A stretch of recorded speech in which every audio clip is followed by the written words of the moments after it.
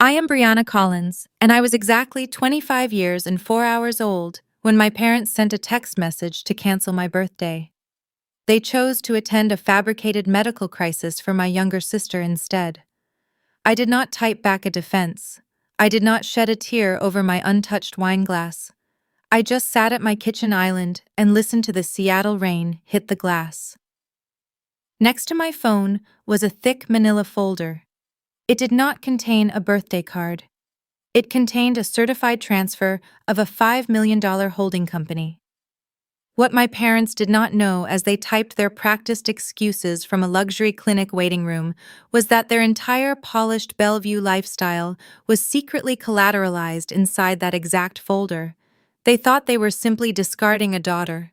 They had no idea they were formally resigning from their own safety net. Welcome back to Calm Drama Stories, where we tell true-to-life family stories about ordinary people who finally stop paying the price for someone else to be comfortable.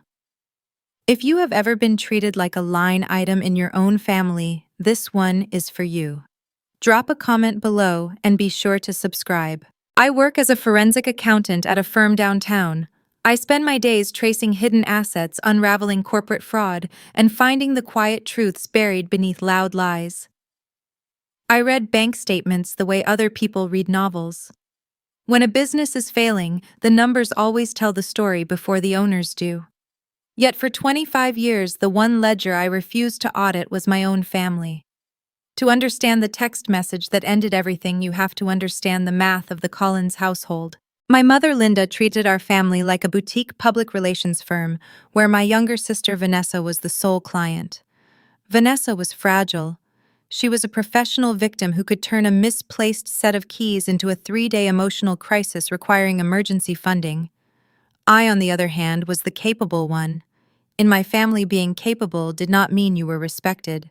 It meant you were an inexhaustible utility. You were the generator running in the background to keep the lights on for the favorite child. Just 3 weeks prior, Vanessa backed her leased Audi into a retaining wall outside a day spa. Instead of holding her accountable, my father, David, smoothly suggested I cover the deductible.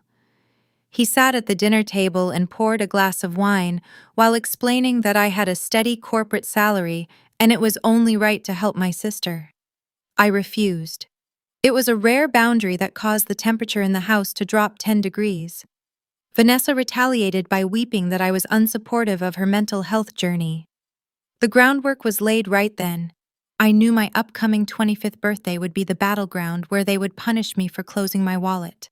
I just did not know the exact weapon they would use until my phone lit up on my kitchen counter that Friday night, proving that they were willing to cancel my existence just to keep her comfortable. The day after I refused to pay for the car repairs, the silence in my family began.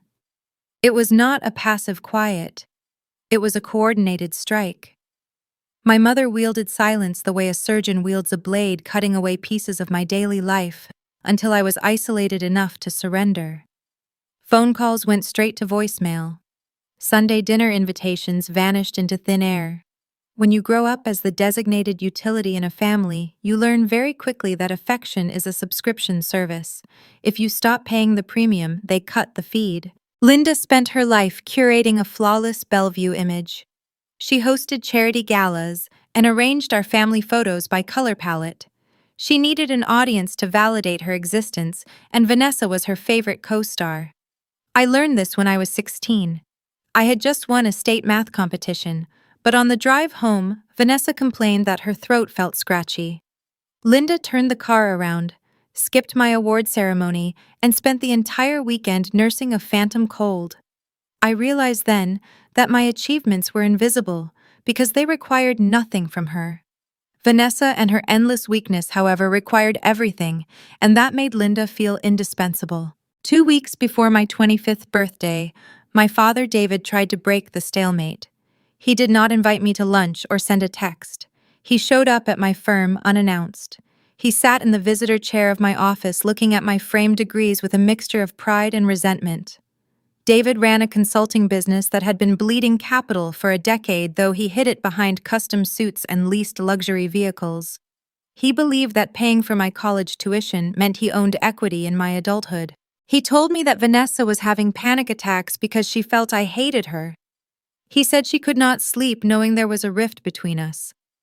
I sat across from him looking at the subtle fraying on his shirt cuffs.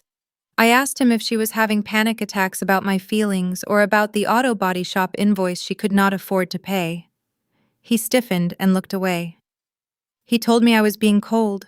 He said families look after their own and that my sister needed a safety net. I replied that a safety net is meant to catch someone who falls, not someone who jumps off a roof just to see who will catch her. That single sentence sealed my fate. David left my office with a tight jaw and a specific look of disappointment that used to crush me when I was younger. This time I just watched the elevator doors close and went back to analyzing a corporate bankruptcy file.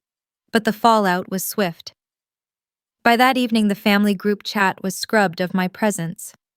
My aunt sent me a lengthy message suggesting I needed to practice grace and forgiveness. Vanessa was actively campaigning painting herself as a fragile bird, terrorized by a heartless corporate sibling.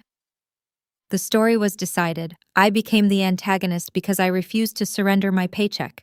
Being the capable one is a strange and heavy curse. People look at your steady job, your clean apartment, and your ability to solve your own problems, and they decide you no longer require empathy. You become an appliance. When a refrigerator runs quietly in the corner, nobody praises it. They just expect it to keep the food cold. But if it stops working, they kick it. For 25 years, I had kept the food cold. I paid my own way through state school. I secured a lucrative job. I never asked for loans or favors. I made myself so frictionless that my parents could pour every ounce of their energy and resources into Vanessa. I used to believe that if I just proved how self-sufficient I was, they would eventually respect me. I thought independence was the currency that would buy their love. I was wrong. Independence only bought my exclusion. Vanessa knew this instinctively. She knew that incompetence was a magnet for attention. She failed college courses so my father would have to hire tutors and spend hours sitting with her at the kitchen table. She dated terrible men so my mother could swoop in and play the heroic rescuer. They were locked in a codependent waltz, and I was standing on the sidelines holding the coats. The 25th birthday is a significant milestone. It is the age where you are undeniably an adult, where the excuses of youth expire. I knew my parents could not simply ignore it without damaging their own carefully crafted public image. They needed to acknowledge it to maintain the illusion of a perfect family. But they also needed to punish me for the boundary I had drawn in my office. They needed to teach me a lesson about what happens when the utility stops generating power. I received a taste of their strategy a week before the actual date. Vanessa posted a picture on social media. It was a throwback photo of the three of them on a vacation in Cabo, a trip I had skipped because I was studying for my certified public accountant exams. The caption read that true family sticks together through the hard times. It was a public declaration of loyalty that specifically excluded me. It was a digital warning shot. She was testing the waters, gathering sympathy, and preparing the audience for the main event. As a forensic accountant, I am trained to look for patterns. Fraud is rarely a single isolated event. It is a series of small calculated decisions designed to extract value while hiding the theft. Emotional fraud operates the exact same way. My family had been skimming my self-worth for decades, depositing it into Vanessa and her endless drama. I sat in my apartment watching the rain streak down the windows and mapped out their behavioral ledger. I anticipated the diversion. I knew they would manufacture a crisis to avoid celebrating me. They could not afford to put me at the center of the table because it would mean acknowledging that I had built my own life without their funding. I could have let the day pass quietly. I could have treated it like any other Saturday, ordered takeout and watched a movie. But a part of me wanted to force the issue. I wanted to see if they would actually cross the final line. I wanted to gather the evidence I needed to close the account forever. You cannot convict someone of a crime until they actually commit it. I needed them to make their choice out in the open where they could never deny it later. I decided to build a simple structure, a time, a place, and an invitation.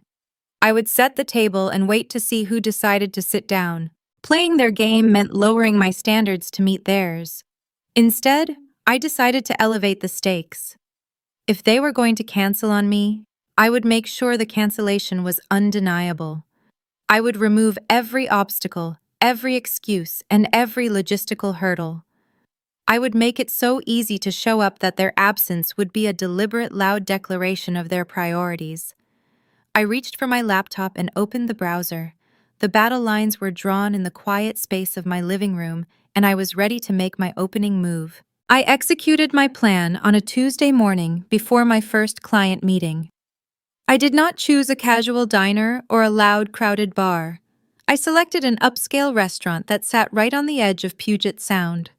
The dining room featured floor-to-ceiling glass, offering an unobstructed view of the water and the ferries crossing the dark currents.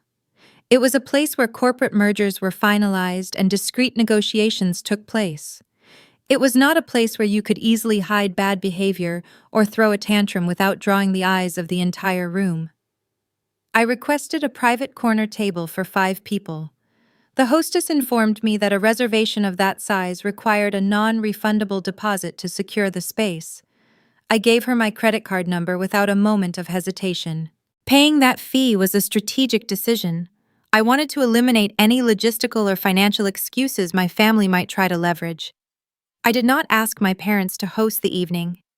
I did not ask them to plan a single detail, coordinate a schedule, or pay for a single appetizer. I absorbed the entire cost of the evening up front. I merely required them to put on appropriate clothing and arrive at 7 o'clock on a Saturday. With the table secured, I drafted a message to the family group chat. I kept the text brief and factual. I stated the location, the time, and the name the reservation was booked under. I did not add pleading emojis or emotional appeals to try and coax them into attending. I hit send and set my phone face down on my desk. In forensic accounting, you learn a great deal by observing response times. A fast reply usually indicates confidence or a pre-planned narrative. A slow reply indicates coordination and a scrambling for a solid alibi. It took my father exactly 4 hours to respond. His reply consisted of a single thumbs-up emoji. It was the digital equivalent of a polite nod from across a room, requiring zero actual commitment and offering zero warmth. My mother did not reply that day at all. She let the message sit in the chat, gathering digital dust until Thursday afternoon. When her response finally arrived, it was a masterclass in non-committal phrasing. She wrote that the restaurant sounded lovely, but they would have to see how Vanessa recovered from her new physical therapy sessions before making any firm promises. Vanessa had recently claimed her posture was causing stress migraines, requiring expensive weekly alignments at a boutique clinic. Linda was already building the exit ramp. There was only one person in that group chat who treated the invitation like a binding contract. 10 minutes after my mother sent her vague excuse, my phone rang. The caller ID displayed a Mercer Island landline. It was my grandmother, Evelyn. She was my father's mother, and she was a woman carved from dense Washington timber. Evelyn lived alone on a sprawling waterfront estate she had purchased with her late husband decades ago. She wore sharp, tailored coats and possessed a mind that could dissect a lie from 50 paces away. While my parents operated on manipulation and fragile optics, Evelyn operated strictly on merit and reality. She was the only adult in my bloodline who looked at me and saw a human being instead of a designated problem solver. She did not say hello when I answered the phone. She simply stated that she would be driving herself to the restaurant and asked if I preferred red or white wine. I told her red was fine. She paused, allowing the silence to hang on the line before asking what excuse my mother was currently laying the groundwork to use. I read the text about the physical therapy aloud. Evelyn let out a short, dry laugh that sounded like dead leaves scraping across a stone driveway. She noted that Vanessa had the constitution of a boiled potato and told me to wear something expensive on Saturday. My relationship with Evelyn was built on a foundation of quiet, mutual understanding. She never intervened in my parents' daily theatrics, but she always made sure I knew she saw right through them. I understood her value system clearly when I was 10 years old. It was the week of the fifth grade science fair. I had spent a month building a functional scale model of a hydroelectric dam using recycled materials and a small water pump. I mapped out the schematics myself on graph paper. The night before the presentation, Vanessa threw a screaming tantrum because my mother would not buy her a specific brand of shoes for a middle school dance. During her meltdown, Vanessa knocked my project off the kitchen counter, shattering the plastic casing and snapping the motor in half. My mother swept up the broken pieces and told me not to be upset because it was just a silly school project and my sister was going through a hard time. She prioritized the tantrum over my ruined work. I sat on the back porch, staring at the broken motor in my lap.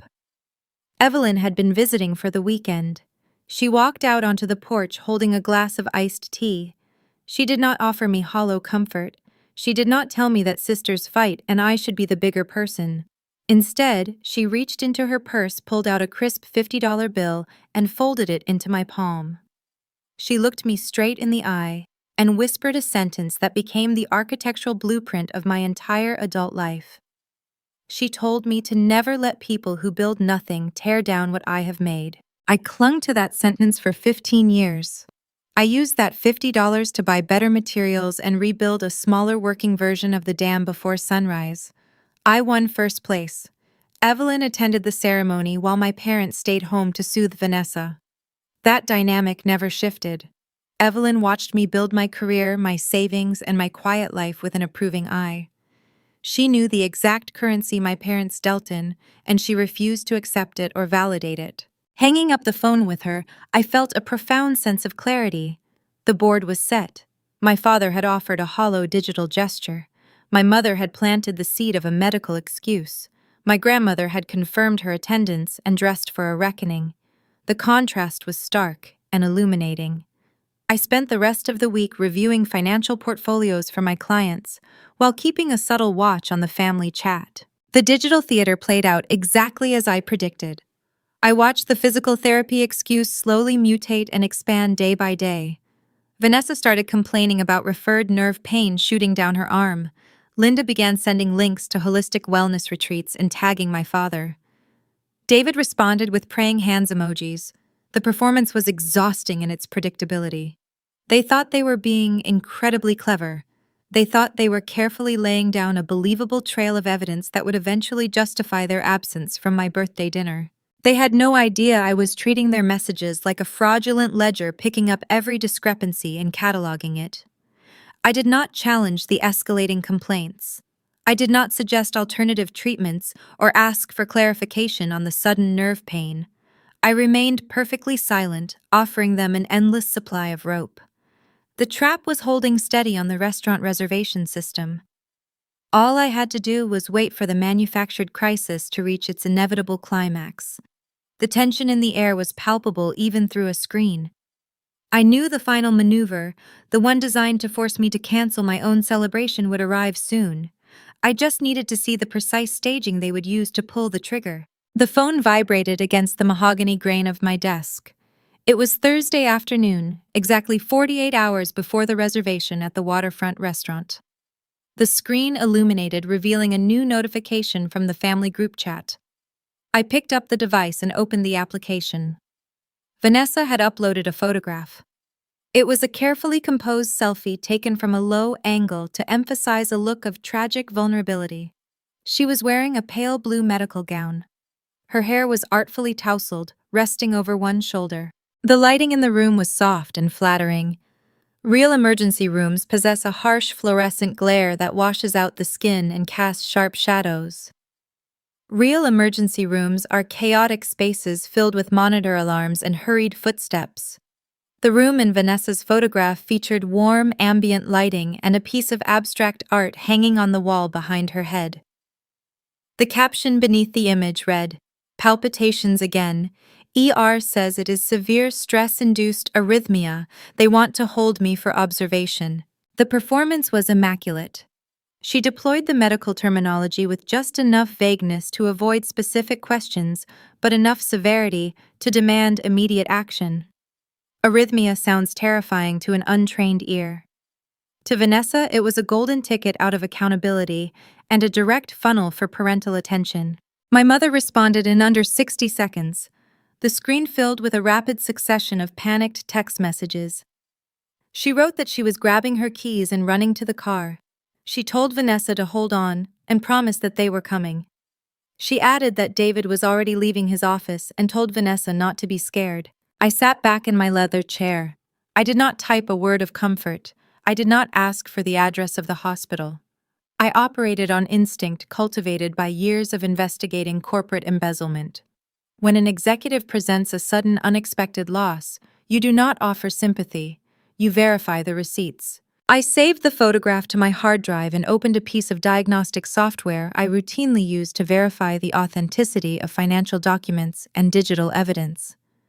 A photograph taken on a modern smartphone carries a payload of invisible information known as exchangeable image file format data. It records the exact camera settings, the time the image was captured, and most importantly, the precise global positioning coordinates of the device at the moment the shutter clicked. I extracted the latitude and longitude from Vanessa's tragic selfie. I copied the numerical values and pasted them into a satellite mapping program. The map zoomed out of my downtown office and tracked eastward across the lake, settling on a commercial sector in a wealthy suburb. I switched to the Street View mode. The red location pin did not land on the sprawling campus of a regional trauma center. It landed on a boutique urgent care clinic situated in an upscale outdoor retail pavilion. I recognized the address immediately. It was situated exactly 3 doors down from a luxury wellness spa where Vanessa regularly booked deep tissue massages and botanical facials. The narrative unraveled right there on my dual monitors. Vanessa had not collapsed from a sudden heart condition.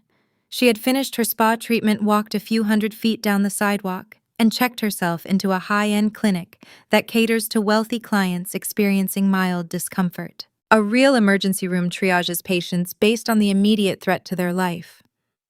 A boutique clinic triages patients based on the tier of their health insurance and their willingness to pay an exorbitant out-of-pocket premium for a private suite. They sell the illusion of intensive care. It was not a medical emergency. It was an extraction. Vanessa had felt the spotlight drifting away from her. The upcoming Saturday dinner represented a threat to her monopoly on our parents' focus. She needed to yank the spotlight back using the only currency she possessed, which was manufactured trauma. By declaring a medical crisis 48 hours before my birthday, she forced our parents to choose between a healthy, capable daughter and a sick, fragile one. It was a rigged election, and she already knew the outcome. I watched the group chat continue to scroll. My father chimed in, stating he was canceling his afternoon strategy meetings to drive across the bridge. Linda asked if Vanessa needed her specialized silk blanket from the house. They were eagerly slipping into their established roles as the protective martyrs rushing to shield their broken child from the cruel world. Not a single message referenced my birthday. Not one sentence acknowledged the reservation I had booked, or the fact that this sudden emergency conveniently eclipsed the one night of the year dedicated to my existence. The machinery of my childhood was operating with flawless precision. This tactic was not new. It was a well-worn strategy Vanessa deployed whenever she faced the prospect of sharing the stage. I experienced the exact same maneuver on the morning of my college move-in day. My parents had promised to drive a rented moving truck to the university and help me carry my belongings into the dormitory. I had packed the boxes myself and mapped the route. 2 hours before we were scheduled to depart, Vanessa claimed she had eaten a bad scallop at a seafood restaurant the night prior. She performed a theatrical display of agony on the living room floor, gripping her stomach and sobbing. My parents immediately abandoned the moving plan. Linda ordered me to take my own car and leave the large furniture behind because Vanessa required a quiet house and constant monitoring. I drove to the university alone. I navigated the chaotic campus traffic, signed my own housing documents, and carried 16 heavy boxes up 3 flights of stairs by myself. My parents never arrived. When I returned home for the Thanksgiving holiday, the heavy furniture was still sitting in the garage right where I left it. Vanessa learned that day that illness was a trump card. It negated all previous commitments and rendered my needs invisible. She honed the skill over the years, refining her symptoms to be increasingly complex and difficult to disprove. A stomach ache evolved into chronic fatigue. A headache morphed into neurological tension. And now, a simple desire for attention had escalated into stress-induced arrhythmia, requiring an overnight hold at a boutique clinic. I sat in the quiet hum of my office, watching the blue text bubbles pile up on my phone screen. I felt a cold clinical detachment settle over my skin.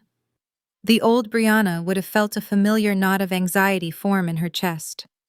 The old Brianna would have typed a carefully worded message asking for the specific medical diagnosis, trying to poke holes in the lie. She would have engaged in the futile battle for the truth. I did not engage. I let the phone sit silent on the desk. The forensic accountant inside me understood that confronting a fraudster with early evidence only teaches them to build a better lie. If I revealed the location data, Vanessa would claim she was too disoriented to find a real hospital and stumbled into the nearest clinic. Linda would accuse me of being an invasive, paranoid sister who cared more about proving a point than showing compassion. They would spin the evidence to reinforce their own victimhood. The strongest position in any negotiation is the one that requires no defense. I decided to let them have their illusion. I wanted them to build the structure of their betrayal with their own hands, brick by brick, until it was too heavy to dismantle. I wanted them to feel secure in their deception. I closed the diagnostic software and minimized the mapping program. I returned my attention to the commercial shipping file open on my primary monitor. The numbers on the spreadsheet were rational. They followed a predictable logic of cause and effect. I found comfort in their rigid honesty. The digital panic in the family chat eventually subsided as Linda and David arrived at the clinic to begin their bedside vigil. The stage was set, and the actors were in position. I knew what the next act required. The crisis had been established, but the formal execution of my birthday dinner was still pending. They had laid the groundwork for their absence, but they still needed to deliver the actual cancellation. I turned my phone face down on the mahogany wood and waited for Friday morning to arrive, knowing exactly how the conversation would sound. The official call arrived on Friday morning at precisely 9 o'clock. I was sitting at my desk at the firm holding a cup of black coffee and watching the gray Seattle rain streak across the floor to ceiling windows. My cell phone vibrated against the polished wood. The screen illuminated to display my mother's name. I let it vibrate 3 times. I took a slow sip of my coffee, mapping out the conversation in my head before I ever swiped the screen to answer. I knew the script she was going to use. I knew the exact cadence she would employ. I pressed the green button and lifted the phone to my ear. I did not offer a cheerful greeting. I simply stated her name. Linda bypassed small talk and went straight into her curated performance. Her voice was clipped and coated in a brittle, practiced warmth. It was the specific tone she used to deliver bad news that she felt zero guilt about. It was the voice of a corporate human resources manager explaining a layoff. She started by calling me honey. She only used terms of endearment when she was about to ask for a concession. She told me that they were not going to be able to make it to the restaurant tomorrow night. She sighed a heavy, theatrical sigh into the receiver. She explained that Vanessa was in a very dark place. She said the medical episode at the clinic had taken a severe toll on her emotional stability. My mother lowered her voice to a reverent whisper and said they needed to surround my sister with light right now. She finished the monologue with a phrase designed to trap me into compliance. She said she knew I would understand. I stared out my office window at the sharp edges of the downtown skyline. I held the phone to my ear with my left hand. My right hand moved the computer mouse. I clicked open a web browser and navigated to a social media platform. I clicked on the glowing circle around Vanessa's profile picture. The video began to play. Vanessa was not in a very dark place. She was in a brightly lit room filled with ergonomic leather massage chairs and tropical potted plants. A technician in a neat uniform was painting her fingernails a pale shade of pink. Vanessa held a glass of sparkling water with a slice of lime resting on the rim. She tapped her wet acrylic nails against the crystal glass, creating a sharp rhythmic clicking sound over the ambient spa music. The location tag overlaid on the video clearly identified a luxury nail salon situated exactly 2 blocks away from the boutique medical clinic she had occupied the night before. I looked at the pastel polish on my monitor and listened to my mother breathe through the phone speaker. The old version of me would have taken a digital screenshot of the video. The old version of me would have sent the image to my mother and demanded an explanation for the blatant contradiction. The old version of me craved justice and believed that presenting undeniable evidence would finally force my parents to admit their bias. But the forensic accountant sitting in the leather chair recognized the situation for what it truly was. It was a sunk cost. In economics, a sunk cost refers to capital that has already been spent and cannot be recovered under any circumstances. A poor investor will continue to pour new money into a failing venture because they are emotionally attached to their initial loss. They refuse to accept the reality of the deficit. A smart investor cuts the funding, absorbs the loss, and walks away to find a profitable asset. Arguing with my mother would only feed the drama. It would require me to spend more emotional capital on a relationship that consistently yielded a negative return. If I confronted her with the nail salon video, she would pivot. She would claim that a manicure was part of a holistic healing process. She would accuse me of stalking my sister online instead of showing empathy. The lie was not a mistake. The lie was the entire foundation of their ecosystem. I looked at the Seattle skyline and chose to be a smart investor. Okay, I said. It was a single flat word. It carried no anger, it carried no sorrow, it offered no friction. The phone line went silent. I could hear my mother taking a short, uneven breath. She was waiting for the argument. My mother required friction to navigate her relationships. She needed me to act unreasonable so she could feel justified in her neglect. She expected me to raise my voice or hang up in tears. My lack of resistance confused her programming. When you push against a solid wall, you expect it to hold your weight. When the wall suddenly vanishes, you stumble forward and lose your balance. "Are you sure you are all right, Brianna?" she asked. Her voice lacked the practiced warmth now. It sounded hesitant and slightly paranoid. "I am fine, Mom," I replied. My tone remained perfectly level. She paused again, clearly disappointed by my refusal to play the role of the wounded daughter. She needed to exit the conversation while maintaining her self-image as a caring parent. She reached for the familiar placation. She said we would celebrate my birthday another time. She added the promise hastily, like a nervous shopper sliding a credit card across a counter hoping the cashier will not notice it is expired. It was a verbal check that never clears. I possessed a mental filing cabinet full of those uncashed checks. When I received my letter of acceptance to a top-tier accounting program, my parents promised to take me out for a celebratory steak dinner. That dinner was quietly converted into a catering tasting for a holiday party Vanessa was hosting. When I passed my professional licensing exams, they promised a weekend trip to a coastal resort. That trip evaporated when Vanessa decided she needed a mental health week in the mountains and required their funding. The promise of another time was just a polite, socially acceptable way of saying never. Of course, I replied. I did not wait for her to say goodbye. I pulled the phone away from my ear and tapped the red button to end the call. I did not log on to the restaurant website to cancel the reservation. I picked up my desk phone and dialed the concierge desk at the waterfront dining room. I spoke to the hostess and provided my confirmation number. I told her I needed to adjust the head count. I changed the reservation from a party of 5 down to a party of 2. It would just be me and my grandmother Evelyn. The hostess confirmed the corner table was still mine and wished me a wonderful evening. I set the receiver down in its cradle. I leaned back in my chair and closed my eyes. I waited for the physiological reaction.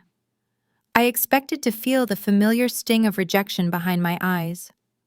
I expected the heavy, dull ache in my chest that had accompanied every abandoned milestone of my childhood.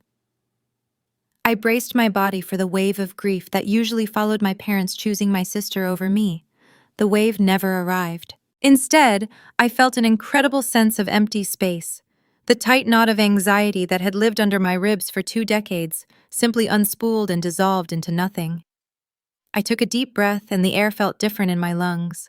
It felt thin and clean. I had spent a quarter-century auditing my worth in their eyes. I had generated perfect grades, secured a flawless career, and demanded nothing from their bank accounts.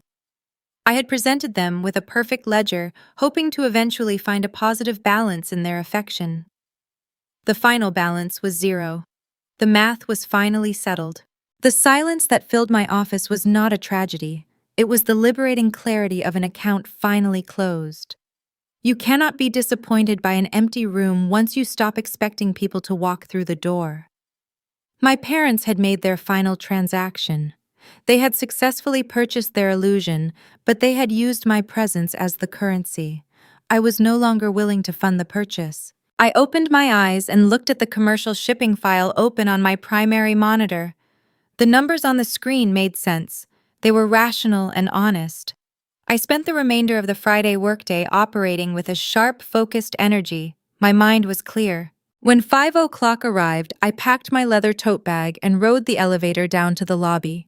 The rain had stopped, leaving the Seattle streets slick and reflective under the streetlights.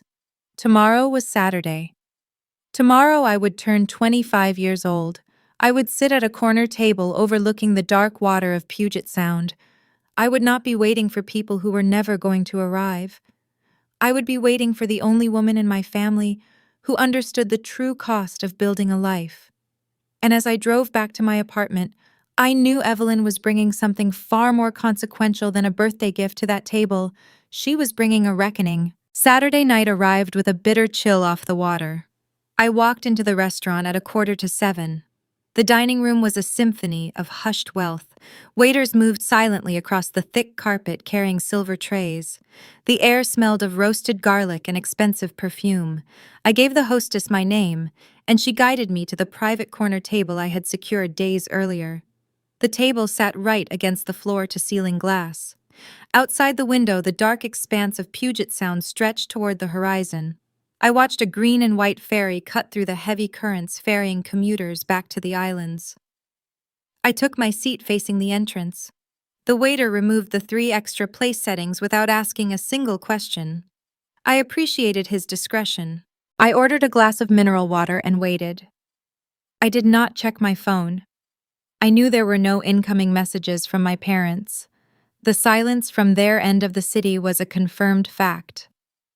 At exactly 7 o'clock, the heavy oak doors at the front of the restaurant swung open. My grandmother Evelyn walked through them. She did not scan the room with the frantic energy of someone looking for a lost party.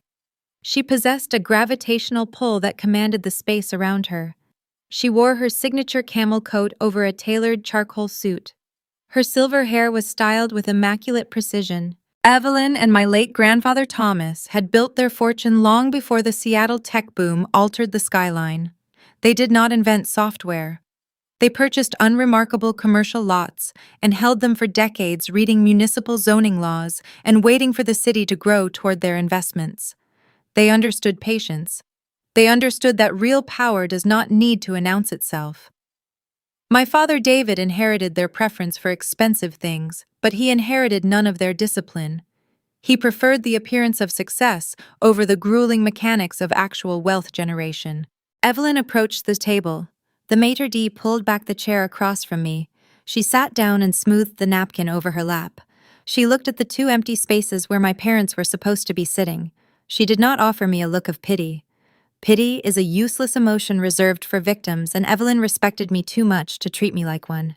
She simply caught the attention of our waiter. She ordered a martini extremely dry with a twist of lemon.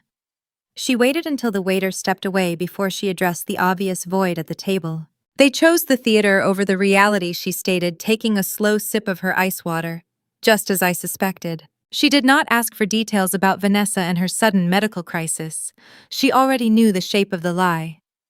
Evelyn possessed a predatory instinct for detecting fraud. It was the same instinct that made her a formidable force in commercial real estate. She unbuttoned her camel coat and reached down to the floor. She lifted a sleek leather-bound briefcase and placed it directly onto the white tablecloth right next to the woven breadbasket. The briefcase was not a modern nylon laptop bag. It was an older piece of structured cordovan leather featuring heavy brass hardware and a reinforced handle. It looked out of place in the delicate fine dining environment. It looked like an object that belonged in a high-stakes boardroom or a bank vault. I looked at the case, and then I looked at her face. Her expression had shifted from polite dinner companion to strict corporate executive. "I have been waiting for you to turn 25, Brianna," she said, her voice dropping to a low, serious register. It was the tone she used when she was explaining terms of a contract. She folded her hands together on the table. The waiter returned and placed her martini in front of her. She did not touch the stem of the glass. She kept her eyes locked on mine. "Your father operates under a very dangerous set of assumptions," she continued. "He believes that because he is my only living son, my entire estate is wrapped up in standard revocable trusts. He thinks that when I pass away, the capital will simply default to him through the normal channels of inheritance. He has built his entire financial life on that singular assumption. He thinks his country club lifestyle and his failing consulting firm are insulated by my eventual death. He treats my net worth as his personal delayed savings account." I listened to her words. As a forensic accountant, I understood exactly what she was describing. It is a common phenomenon among the children of the self-made wealthy. They mistake proximity to capital for the ability to generate it. My father leased luxury vehicles and financed a $4 million home in Bellevue because he believed the safety net was guaranteed. He spent money he had not yet earned because he was banking on a dead woman's ledger. "He is wrong," Evelyn said. The words hung in the air, sharp and final. "And tonight I am going to show you exactly how wrong he is." She reached into the pocket of her tailored suit jacket. She withdrew a heavy brass key. It was an old-fashioned barrel key designed for the lock on the leather briefcase. She placed her index finger on top of the metal and slid the key across the smooth linen tablecloth. The brass caught the dim restaurant lighting as it moved, stopping precisely in front of my water glass. I looked down at the key. The metal felt cold, radiating a silent authority. I did not ask her if she was sure.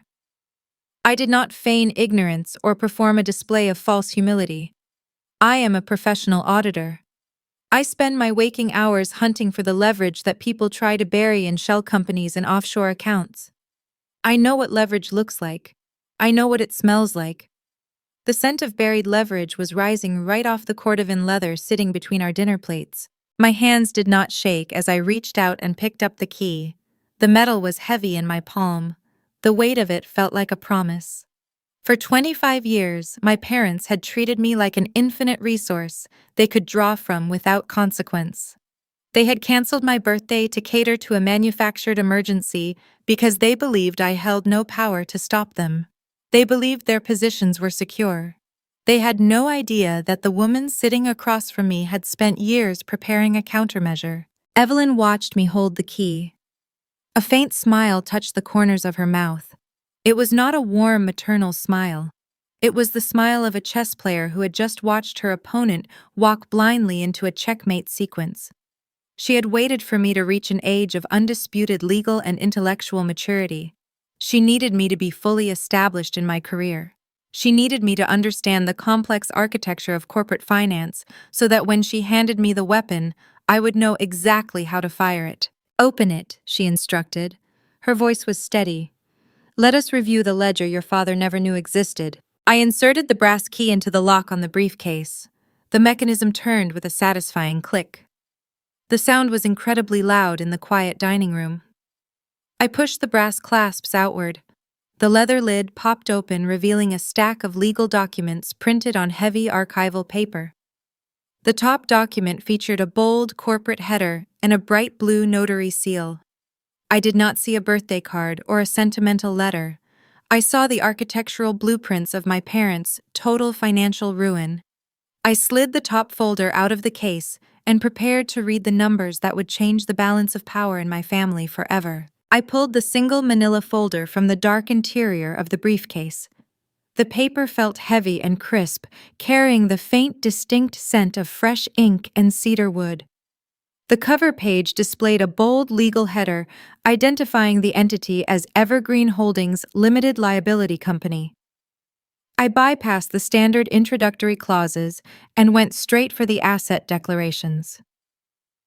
As a forensic accountant, I know that the truth of any organization lives in the appendices. People lie in their mission statements and they lie in their public relations releases, but they cannot lie on a balance sheet. The numbers always reveal the true nature of the architect. I reviewed the documents with the speed and precision of a professional auditor. The initial pages outlined a substantial but standard portfolio of wealth. There were $5 million in liquid capital sitting in diversified index funds and municipal bonds. There were deeds to prime commercial real estate parcels scattered across the greater Washington area. It was a formidable accumulation of capital. But Evelyn had not called me to a corner table on my birthday just to hand me a standard trust fund. She had built a mechanism of absolute accountability. I turned the page to a document labeled Schedule A. This section detailed the specific private equity acquisitions the holding company had executed over the past 5 years.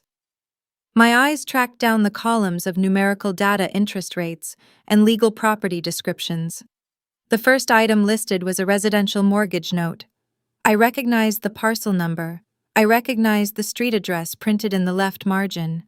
It was the $4 million estate in Bellevue where my parents currently lived. My mother, Linda, treated that house like a royal palace. It featured vaulted ceilings, an infinity pool overlooking the city, and a custom chef kitchen she never actually used for cooking. It was the primary stage for her curated public image. She hosted lavish charity functions there solely to prove her social standing to the neighborhood. I read the terms of the mortgage outlined in the schedule, and the illusion dissolved. My parents did not own that property. They were highly leveraged.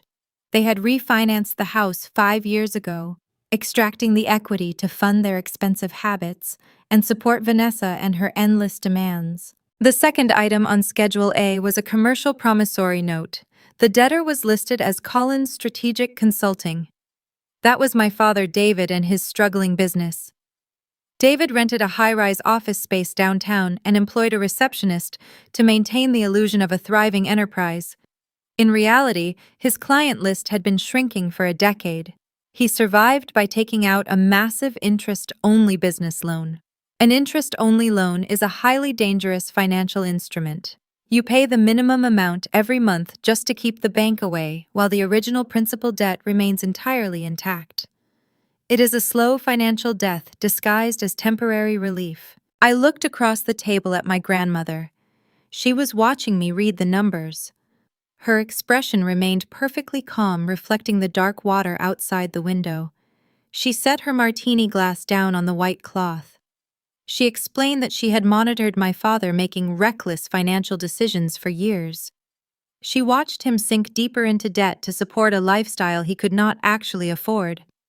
Instead of lecturing him or cutting him a check, she decided to take quiet control of his liabilities.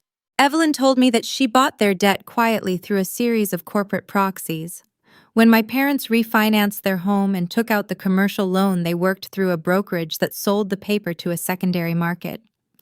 Evelyn set up Evergreen Holdings as a ghost entity to purchase those specific notes. She used corporate lawyers and blind trusts to mask her identity from the public record. My parents believed they owed a faceless financial institution registered in Delaware. They paid their monthly premiums to a generic post office box, completely unaware of who was cashing the checks. They think they owe a bank, Evelyn stated, her voice steady and precise over the ambient noise of the dining room. They owe me. The gravity of her maneuver settled over the table. She had weaponized her wealth. She had not simply hidden her money from her greedy son to protect it. She had actively purchased the ground he walked on. Every time my mother threw a catered party to impress her neighbors, she was doing it inside a house owned by her mother-in-law. Every time my father put on a tailored suit and went to his empty office, he was operating under a loan controlled by his mother. They were exposed, and they had zero awareness of their vulnerability. They thought they were kings of their own castle, but they were just tenants living on borrowed time. I turned to the finals page of the folder. This document was the distribution schedule. It dictated the rules of succession for the holding company. I expected to see a list of complex conditions, a delayed transfer timeline, or a board of trustees appointed to oversee my decisions. Instead, I found a single concise paragraph written in clear, definitive legal language. The clause stated that upon the 25th birthday of Brianna Collins, full controlling interest of Evergreen Holdings transfers exclusively to her. I read the sentence a second time to ensure I was not misinterpreting the legal phrasing. There were no CO signers required. There were no probationary periods. The transfer was immediate and absolute. The moment the clock struck midnight and marked my 25th year, the entire entity changed hands. The signature at the bottom of the page belonged to Evelyn, notarized and legally binding. I looked up from the paper. The air left my lungs in a slow, quiet exhale. Evelyn had not just given me a briefcase full of money. She had handed me the deed to my parents' entire reality. For 25 years, my mother and father had dictated the terms of my existence. They decided when I was useful and when I was invisible. They assigned me the role of the capable workhorse designed to carry the weight of their favorite child. They canceled my birthday because they believed I held no leverage to stop them. They believed they could discard me to focus on Vanessa and her fake medical crisis and face zero consequences because I possessed no power over their comfort. I looked down at the brass key resting on the table next to my water glass. That dynamic was officially dead. I was now the sole proprietor of the company that held their residential mortgage. I was the chief executive who controlled the commercial loan, keeping my father out of bankruptcy court. If they missed a single payment, I possessed the legal authority to initiate foreclosure proceedings. If I called in the business loan, my father would lose his firm in 30 days. The power dynamic had inverted completely while they were sitting in a luxury clinic catering to my sister. Evelyn leaned forward, resting her forearms on the table. She told me that she had structured the trust this way to give me a choice. She said power is only useful if you know how to wield it. She had watched me endure decades of emotional theft. She watched my parents harvest my stability to fund my sister and her endless manufactured crises. Evelyn built this financial instrument so I would never have to ask for their respect or their attention ever again. I could simply enforce the boundaries they had ignored for my entire life. The waiter approached the table carrying 2 menus bound in dark leather. He paused, noticing the legal documents spread across the linen. He politely asked if we were ready to order our entrees. Evelyn looked at me, waiting for my response. I placed the distribution schedule back into the manila folder. I closed the leather lid of the briefcase and secured the brass clasps, locking the leverage safely inside. I am ready, I told the waiter. I ordered a rare steak and another glass of mineral water. I felt a new rhythm in my pulse. The victim narrative was completely gone. The capable daughter who sat quietly in the background waiting for crumbs of affection had vanished into the Seattle night. I was a corporate auditor holding the ultimate ledger. The trap was armed, and the safety was off. The next step was simply waiting for my parents to make a move. I knew they would reach out eventually. They always did when Vanessa needed something expensive. They would summon me to their Bellevue house and demand my compliance. They would try to assert their old authority over me. And when they did, I would be walking into their home not as an obedient daughter, but as their landlord. I sat in the glow of the table lamp, looking at the thick cordovan leather resting between us. The lock was secured, but the reality of what was inside altered the air pressure in the room. I looked across the table at Evelyn. I asked her why she went to these incredible lengths. I kept my voice low so the sound would not carry to the adjacent tables. I asked her why she built a financial instrument this complex, just to prove a point my parents had already proven 1,000 times before. Evelyn did not answer immediately. She signaled the waiter to bring our plates. She waited until the porcelain dishes were set down and the staff retreated into the shadows of the dining room. Then she looked at me with an expression that possessed the dense gravity of a stone wall. She said she did it because she had watched them strip mine my capability to fund Vanessa and her incompetence for 2 full decades. Evelyn explained her vantage point. When you are the matriarch holding the primary wealth, you see exactly how the generations below you behave when they think you are not looking. She recounted a specific Tuesday evening 5 years ago. I was in my final semester of university. My transmission blew out on the highway. I needed $2,000 to fix it so I could commute to my accounting internship. I called my father asking for a brief loan. He told me funds were tied up and suggested I take the public bus. Evelyn discovered later that same evening my parents had purchased Vanessa a purebred French bulldog puppy for $4,000 because she claimed she felt lonely in her luxury apartment. I watched your mother price your worth at zero while leveraging your stability, Evelyn stated. She cut into her steak with precise, methodical movements. She told me Linda needed me to be reliable so she could afford to let Vanessa be a disaster. It is a predatory ecosystem. Evelyn knew that if she simply rewrote her will and left me the money, David would have contested it in probate court. He would have dragged me through years of litigation claiming she was not of sound mind. She needed an ironclad structure. She needed a holding company that bypassed probate entirely. And she needed to set a silent trap to finalize the terms. I stopped cutting my food. I asked her what she meant by a trap. Evelyn set her knife down on the edge of her plate. She explained that the distribution schedule inside the briefcase originally contained a conditional clause. It was designed to trigger based on the events of this exact evening. She knew I had booked the table. She knew I had paid the deposit and invited the family to celebrate my 25th birthday. If they had shown up for you tonight, Evelyn said, her eyes locking onto mine, if they had chosen you over a fabricated crisis just once, the trust would have been split equally. Half of the holding company would have transferred to David, ensuring his retirement and his home. The other half would have transferred to you. All they had to do was sit in those empty chairs and eat a meal. The arithmetic of the situation settled over me. My parents had literally cost themselves half of a $5 million empire and the deeds to their own lives because they could not resist the urge to cater to Vanessa. The boutique urgent care clinic, the fake stress-induced arrhythmia, the hasty cancellation phone call. Every single action they took over the last 48 hours was a nail in their own financial coffin. They built the gallows, they tied the knot. Evelyn simply let them drop the floor out from under themselves. But your mother could not resist a cancellation, Evelyn continued.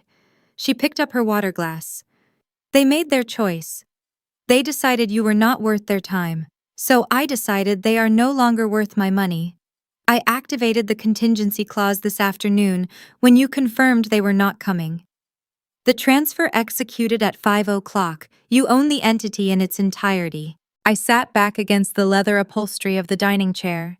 It was the most brutal and flawless boundary I had ever seen executed in my life. There was no screaming. There was no emotional manipulation. There were no tearful confrontations in a hospital waiting room. It was just process. It was the cold, hard arithmetic of cause and effect. My parents placed their bet on the fragile daughter and the house collected the chips. I looked at the briefcase.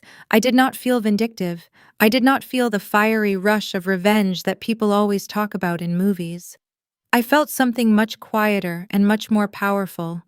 I felt the profound grounding weight of a woman who had finally been handed the correct ledger. For my entire existence, I had been trying to balance an equation that was rigged against me. I kept adding my achievements, my independence, and my silent compliance, expecting the sum to equal love. But the formula was broken. Evelyn did not fix their formula. She just gave me a new accounting system. We finished our meal in a comfortable silence. The waiter cleared our plates and offered a dessert menu. Evelyn declined the sweets but ordered 2 cups of black coffee. When the steaming cups arrived, she raised hers in a deliberate, silent toast. "Happy birthday, Brianna," she said. The greeting carried no forced cheer. It was an acknowledgement of survival. I raised my cup and tapped it against hers. The ceramic made a dull, satisfying sound. "Thank you," I replied. Evelyn took a sip of the dark roast. She set the cup down and folded her hands on the table. Now, she said, her tone shifting back to the sharp corporate register. "Let us discuss how you are going to collect." I leaned forward, resting my elbows on the table. I knew my parents' financial habits better than anyone. David operated his consulting firm on a razor-thin margin. He relied heavily on the corporate line of credit that Evergreen Holdings now owned. Linda required a constant stream of disposable income to maintain her social standing and fund Vanessa. They were bleeding cash on a monthly basis. It was only a matter of time before they needed an injection of capital. They will call a family meeting, I said, analyzing the predictive behavior. They always call a meeting when Vanessa needs a bailout. It usually happens midweek. They will summon me to the Bellevue house. They will sit me down and explain that family requires sacrifice. Then they will present a document for me to sign. Usually it is a request to co-sign a loan or cover a major expense. Evelyn nodded approvingly. She knew the pattern just as well as I did. "And what will they ask for this time?" she inquired. I thought about the fake heart condition and the luxury nail salon. I thought about the trajectory of Vanessa and her endless ambition to look successful without actually working. "She has been talking about opening a boutique wellness franchise," I replied. "She needs commercial retail space. Her credit is non-existent. My parents are tapped out. They will demand that I co-sign her commercial lease using my accounting firm's salary as the guarantor." It was the logical next step in their parasitic ecosystem. They had canceled my birthday to establish that Vanessa was in a fragile state. The fragile state required a new positive focus. The positive focus would be a business venture. The business venture required my signature. They had orchestrated the entire weekend just to soften me up for a financial extraction. Evelyn smiled. "The trap is already closed," she murmured. "They just have not realized they are standing inside it. When they summon you to that house, Brianna, you will not go as a daughter seeking approval. You will go as the primary creditor. You will let them make their pitch. You will let them lay out their demands, and then you will issue the findings of your audit." I looked out the window at the dark water of Puget Sound. The ferries were still running, cutting through the night. I felt a deep, steady rhythm in my chest. I knew the summons would arrive soon.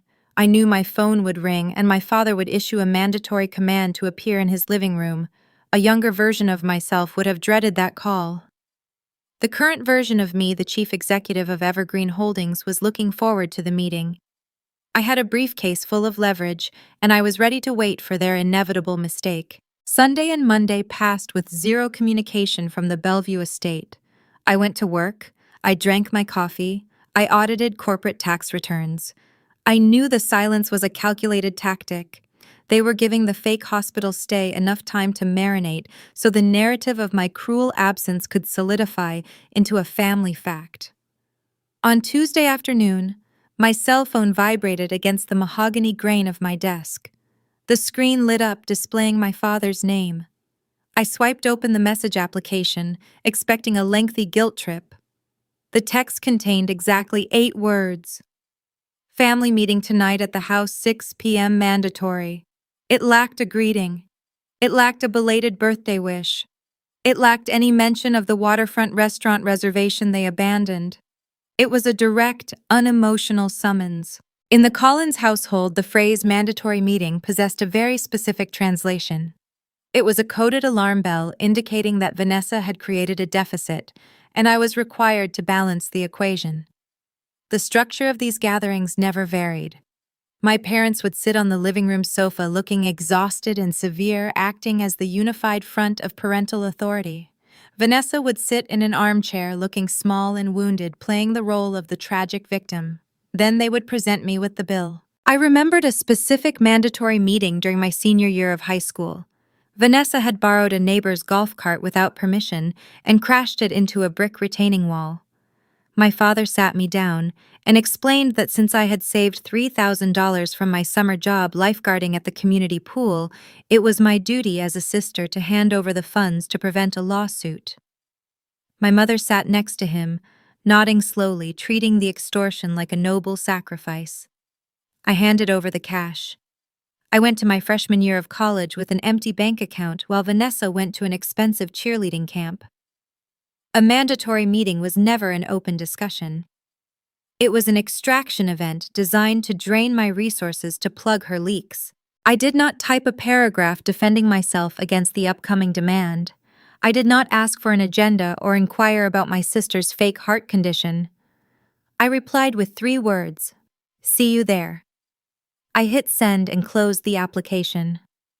I looked at the digital clock on the bottom corner of my monitor. It was 4 in the afternoon. I shut down my computer and organized my desk. I decided to change my clothing before making the drive to the suburbs. I walked into the private restroom at my accounting firm and removed my standard gray cardigan and slacks. I opened the garment bag I had brought with me that morning specifically for this eventual confrontation. I slipped into a sharp, tailored navy blue suit featuring clean lines and a structured blazer. It was the exact garment I wore when I deposed hostile executives in corporate fraud cases. It projected authority and demanded respect. It was not the soft, forgiving clothing of an obedient daughter seeking forgiveness. It was the armor of a chief executive officer stepping into a hostile negotiation. I adjusted the cuffs and looked at my reflection in the mirror. I did not recognize the anxious girl who used to shrink under my father's gaze. The woman looking back at me was a landlord preparing to serve notice. I returned to my office and opened the bottom drawer of my desk. I reached inside and retrieved the thick manila folder Evelyn had given me on Saturday night. I did not open it to verify the contents. I already knew every line item, every mortgage term, and every distribution clause by memory. I slid the heavy paper stack into my structured leather tote bag. I zipped the compartment shut, securing the leverage safely inside. I walked out of the building and stepped into the damp Washington air, ready to execute the final phase of Evelyn's design. I merged my car onto the highway and drove toward the floating bridge connecting Seattle to the eastern suburbs. The sky above the water was an iron gray, matching the dark, heavy currents of the lake below. Rain began to fall in a slow, steady rhythm, smearing the windshield before the wipers swept it away. The traffic was dense, a sea of red taillights stretching across the concrete span. During previous trips across this bridge, my physical reaction was always identical. My heart would race, my palms would sweat against the steering wheel. I would rehearse defensive speeches in my head, preparing to justify my bank account and defend my personal boundaries. I would arrive at their driveway already exhausted from the imaginary arguments. Today, my resting heart rate remained entirely flat. My hands gripped the leather wheel with a relaxed, steady certainty. I did not practice a speech. I did not brace for emotional impact. The fear of parental disappointment only holds power when you still crave their approval. Once you realize the approval is a fraudulent commodity, the fear evaporates without a trace. I carried the calm of a woman who had already read the final page of a book the rest of the room thought they were still writing. They believed they were preparing to ambush a guilty sibling who skipped a hospital vigil. They had no idea they were summoning their primary creditor. I was not driving to an ambush. I was driving to a forensic audit, and I was the only person holding a pen. I exited the highway and navigated the winding tree-lined streets of the wealthy Bellevue neighborhood. The houses here were designed to project an image of effortless prosperity, hiding the heavy debts required to maintain the illusion. I turned onto my parents' street and pulled up to the wrought iron gates guarding their driveway. The gates swung open automatically, recognizing the transponder on my windshield. I drove up the long paved incline and parked my car next to my father's leased luxury sedan. I turned off the engine and looked at the sprawling $4 million estate through the rain-streaked glass. I used to look at the manicured lawns, the towering entry pillars, and the custom-leaded glass doors and feel a sense of intimidating grandeur. My mother had curated every square inch of the exterior to enforce a strict social hierarchy. The house was designed to make visitors feel small and inadequate. Today, the architectural intimidation failed to register on my nervous system. I looked at the imported roof tiles and the expensive landscaping and evaluated them like a property appraiser. I did not see a childhood home filled with ghosts of neglect. I saw a tangible asset listed on Schedule A of a corporate holding trust. I saw the collateral that secured a private mortgage note. I saw my property. I unbuckled my seatbelt and picked up my leather tote bag. The weight of the folder inside felt substantial and grounding against my side. I stepped out into the cold drizzle and walked up the stone pathway toward the front entrance. I did not feel the need to ring the doorbell and wait for permission to enter the premises. I grasped the heavy brass handle and pushed the custom oak doors open. I stepped into the grand foyer, leaving the wet weather behind me.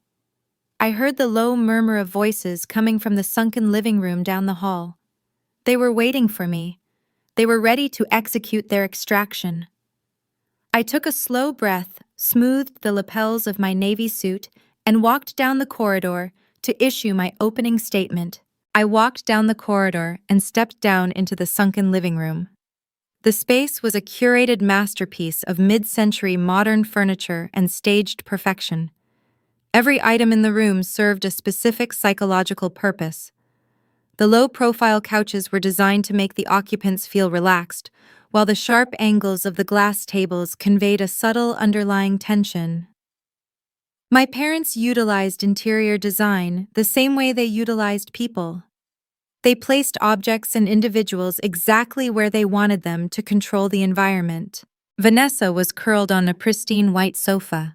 She was clutching a ceramic mug of herbal tea with both hands. She wore an oversized cashmere sweater, and her posture was slumped, mimicking the artful defeat of a Victorian invalid. It was a practiced physical pose. During a brief stint in a high school theater program, Vanessa learned that projecting physical weakness yielded far more applause than actually remembering her lines. She carried that single lesson into adulthood, performing exhaustion whenever she needed an audience to solve her problems. David and Linda sat opposite her on matching leather armchairs. They wore identical expressions of grim determination. They looked like an executive board preparing to discipline an uncooperative employee. My father pointed a stiff index finger toward a lone accent chair positioned at the center of the room. He told me to sit down. His voice carried the same practiced authority he used when directing junior consultants at his failing firm. I did not walk over to the seat. I stepped behind the accent chair and rested my hands firmly on the top of the upholstery. In any corporate negotiation, taking a seated position lower than your opponents automatically surrenders the physical high ground. It forces you to look up, transferring visual control to the individuals dictating the space. By remaining on my feet, I disrupted the staging they had carefully prepared. I looked down at the three of them, allowing the silence to stretch across the room. My mother released a deep, suffering sigh. It was the specific exhalation of a woman dealing with a difficult subordinate who refuses to follow the script. She crossed her legs and folded her hands over her knee. Her voice dripped with an artificial sweetness that coated the underlying demand. She informed me that Vanessa had discovered an incredible opportunity to buy into a holistic wellness franchise. She framed the business venture not as a financial risk, but as a profound spiritual calling that would finally stabilize my sister. Linda paused to let the concept settle before executing the pivot. She lowered her gaze and adopted a tone of grave concern. She explained that securing the commercial retail space required a pristine financial background. Then she delivered the lie with unwavering confidence. She claimed that Vanessa suffered a severe hit to her credit score due to the sudden influx of medical bills from her hospital stay over the weekend. I stood behind the chair and processed the sheer audacity of the statement. The timeline was a factual impossibility. Medical billing codes take weeks to process through insurance providers, and credit reporting agencies do not penalize a consumer within 72 hours of a clinic visit. They were weaponizing a fake medical emergency they invented 3 days ago to explain away a decade of my sister destroying her own credit rating. They canceled my 25th birthday to establish the tragedy, and they were now attempting to cash in the receipt. The final phase of the extraction arrived right on cue. Linda looked up and met my eyes. She said they needed me to co-sign the commercial lease for the franchise location. She waved her hand through the air as if she were brushing away a minor speck of dust. She insisted it was just a simple formality. She promised that Vanessa would cover the monthly rent, and my signature was only required to satisfy the strict requirements of the property management group. Then my mother delivered the closing argument using a phrase I recognized from years of forced compliance. "Blood looks after blood," she stated. I felt the steady hum of the accounting firm replace the old childhood anxiety. A commercial lease is never a simple formality.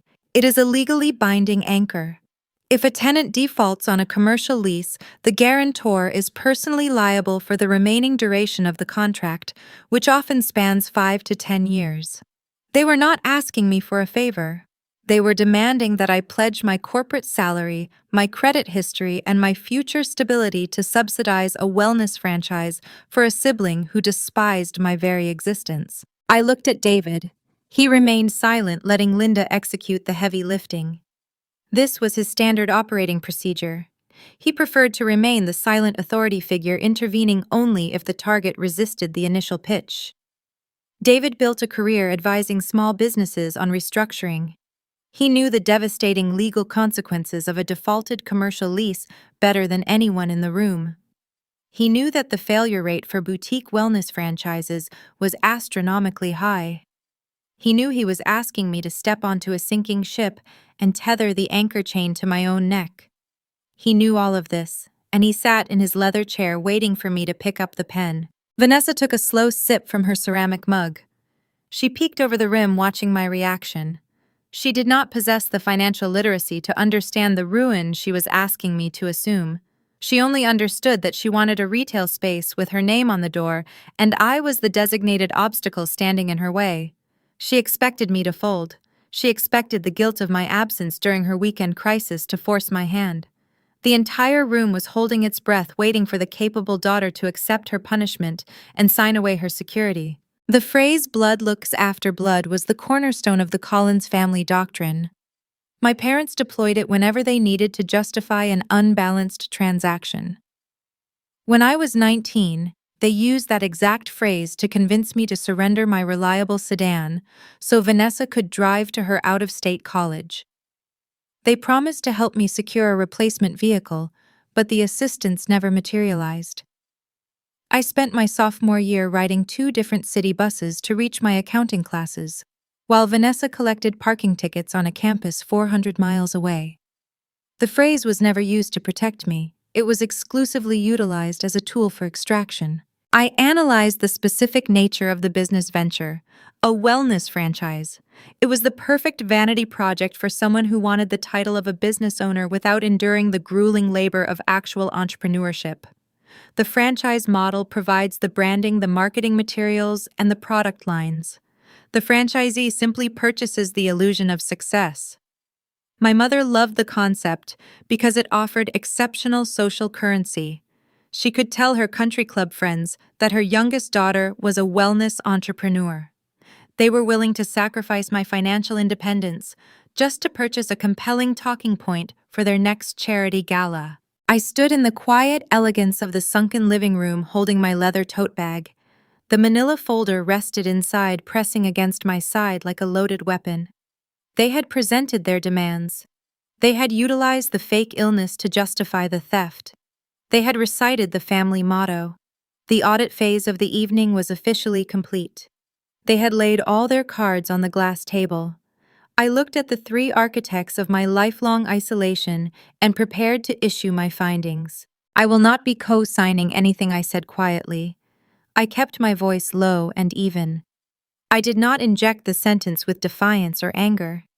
I delivered the words with the flat neutrality of a meteorologist reporting the barometric pressure. The air in the sunken living room stopped moving. The choreographed extraction hit a concrete wall.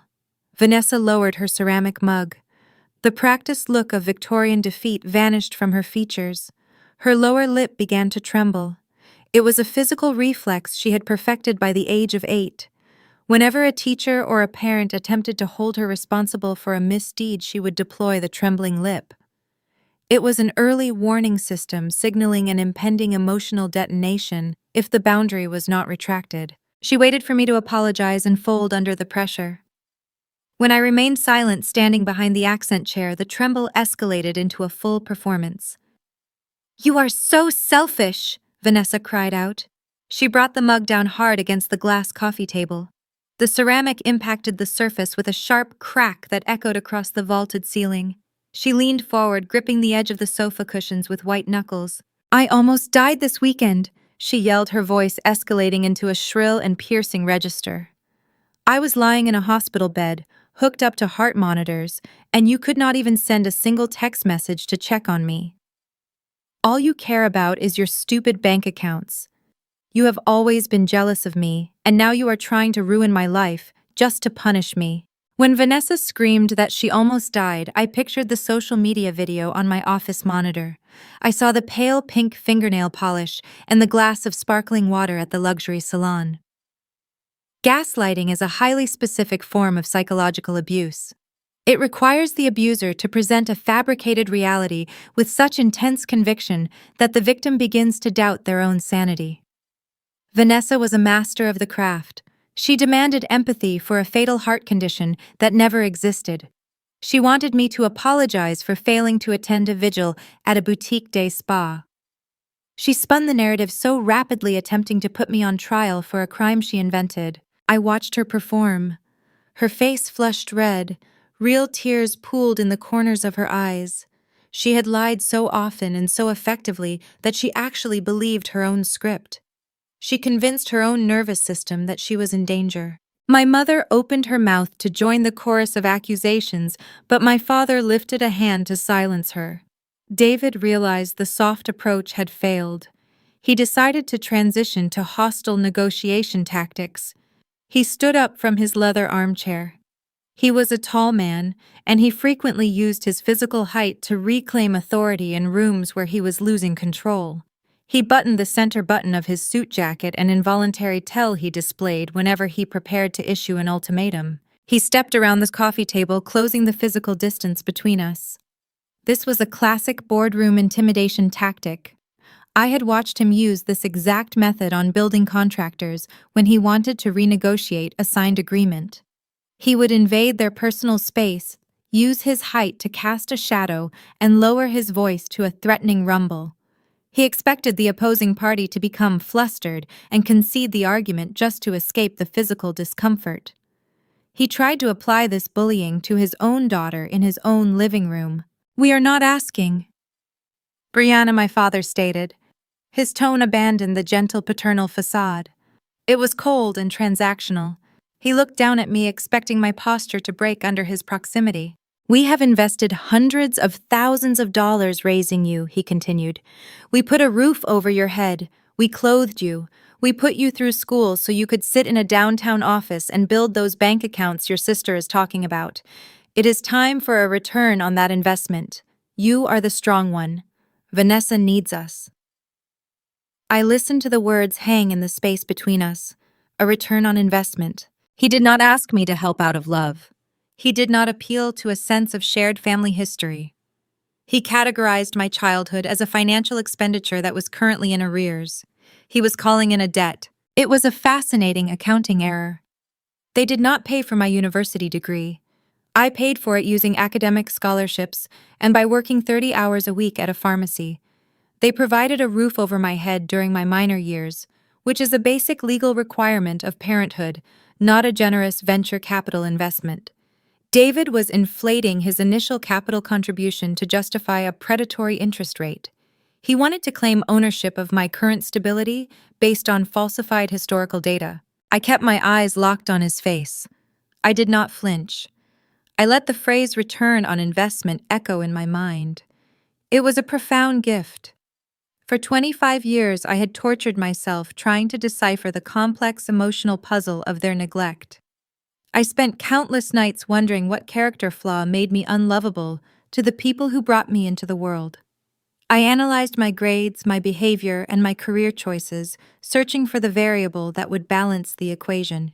My father just handed me the answer key. There was no emotional puzzle. There was no hidden deficit in my character. I was simply an asset. When a corporation acquires a piece of heavy machinery, they do not love the machine. They maintain it just enough to keep it operational. They extract every ounce of utility it can provide, and when the machine reaches maturity and the market conditions align, they liquidate it to fund their preferred projects. My parents had maintained me. They provided the minimum required shelter to ensure I would become a high-yield asset. Now the market conditions required capital for a wellness franchise. They were ready to liquidate my credit score to fund Vanessa. The sudden clarity was staggering. The architects of my isolation stood in front of me demanding the final payout. They were the people who had convinced me that independence meant being entirely alone. They taught me to build walls around myself so they could quietly mine the territory outside those boundaries without interference. A cool, clinical detachment settled over my skin. It felt like stepping out of a humid swamp into a refrigerated vault. The childhood fear evaporated. The desperate, lingering hope for parental validation turned to dust and blew away. I looked at Vanessa sitting on the white sofa, clutching her chest and breathing in shallow, theatrical gasps. I looked at Linda, gripping the armrests of her chair, watching the confrontation with hungry anticipation. I looked at David looming over me, expecting my resolve to crumble. The audit was over. I had examined the ledgers. I had observed the behavior. I had gathered the verbal confessions directly from the source. The investigation phase of my life was officially concluded. I did not step back from my father. I held my ground behind the accent chair. I slowly reached down to my side and unzipped the top compartment of my structured leather tote bag. The heavy brass zipper teeth parted with a smooth metallic glide. I reached inside the dark interior. My fingers brushed against the smooth, heavy paper of the manila folder. I grasped the spine. I did not rush the movement. I pulled the folder out into the bright light of the living room. It was time to issue the findings. I reached down into the dark interior of my structured leather tote bag. My fingers brushed against the smooth, heavy paper of the manila folder Evelyn had given me. I grasped the spine and pulled the document out into the bright, recessed lighting of the sunken living room. I did not throw the folder. I did not toss it to create a dramatic theatrical effect. I moved with slow, deliberate precision. I set the paper gently onto the surface of the glass coffee table, placing it exactly 1 inch away from the ceramic mug Vanessa was clutching. The heavy paper made a soft, muffled sound against the thick glass. Before we discuss returns on investment, I said, keeping my voice in the same neutral register I used for corporate depositions, I have a question about the financing on this house. My father stopped speaking in the middle of his lecture. The forward physical momentum he had generated by looming over me simply died in his chest. He blinked twice, his brow furrowed, forming deep vertical lines above the bridge of his nose. The sudden shift in topic threw his mental processing out of alignment. He was prepared to argue about sibling loyalty and financial obligations. He was entirely unprepared for a forensic inquiry into his own liabilities. He looked at the plain manila folder and then he looked back up at my face. "Excuse me," he asked. His voice lost the booming, authoritative rumble. It sounded thin and genuinely confused. "The house," I repeated, keeping my tone perfectly level. "And your corporate line of credit. You refinanced both 5 years ago through a private Delaware firm, correct?" The great irony of the consulting industry is that the men who sell strategy are often the ones who refuse to apply it to their own ledgers. David operated a boutique firm advising mid-level executives on restructuring their operations. Yet when his own client list began to evaporate, he failed to adapt. He refused to downsize his office space or reduce his overhead. He believed that projecting an image of extreme wealth was the only way to attract new wealth. He treated optics as a substitute for revenue. 5 years ago, his firm was running out of capital. To maintain his country club memberships and keep the imported vehicles in the driveway, he leveraged the only tangible asset he possessed. He refinanced this sprawling Bellevue estate, extracting every available dollar of equity. Traditional banks viewed his debt-to-income ratio as a severe liability. They denied his applications. He was forced to seek capital from a private equity lender operating out of Delaware. Delaware is a designated haven for anonymous corporate entities. Wealthy investors build shell companies there to shield their identities and protect their assets from public scrutiny. When a debtor signs a loan with a Delaware proxy, They never know who actually holds the paper. They just send their monthly interest payments to a generic processing center and assume a faceless financial institution is cashing the checks. David signed an interest-only loan, assuming he had outsmarted the system. He bought himself 5 years of runway, believing he could outrun the principal debt. My mother looked from my face to the plain folder resting on her pristine coffee table. A sudden primal unease bled into her posture. She released her grip on the armrests and sat back against the leather cushions. Linda possessed the survival instincts of a cornered animal. She did not understand the complex mechanics of commercial refinancing, but she understood the tone of my voice. She recognized that I was not speaking like a defensive child cornered by her parents. I was speaking like an auditor who had just uncovered a hidden offshore account. The atmosphere in the room shifted and she felt the temperature drop. "What are you talking about, Brianna?" she demanded. Her pitch was too high. The artificial sweetness she used moments ago to sell the wellness franchise was entirely gone. "This is none of your business." I looked at Linda. I did not frown. I smiled. It was not a happy smile. It was the precise, professional smile of a predator that has just locked the cage. In the wild, apex predators do not roar when the prey walks into the snare. They do not need to make noise to assert their dominance. They simply sit perfectly still and wait for the prey to test the boundaries of the trap. They wait for the realization to set in that the bars are solid and the exits are sealed. I had spent my entire childhood functioning as the prey. I was the reliable resource they hunted and consumed whenever Vanessa created a deficit. Tonight, the roles were permanently reversed. "Actually, Mom," I said, letting the silence stretch for a fraction of a second before delivering the correction.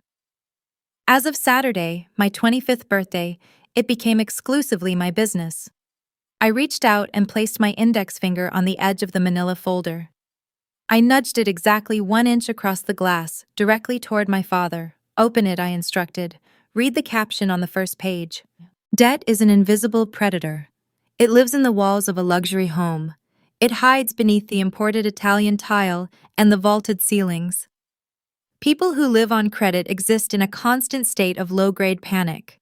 They buy expensive things to prove to themselves that the predator is not actually hunting them.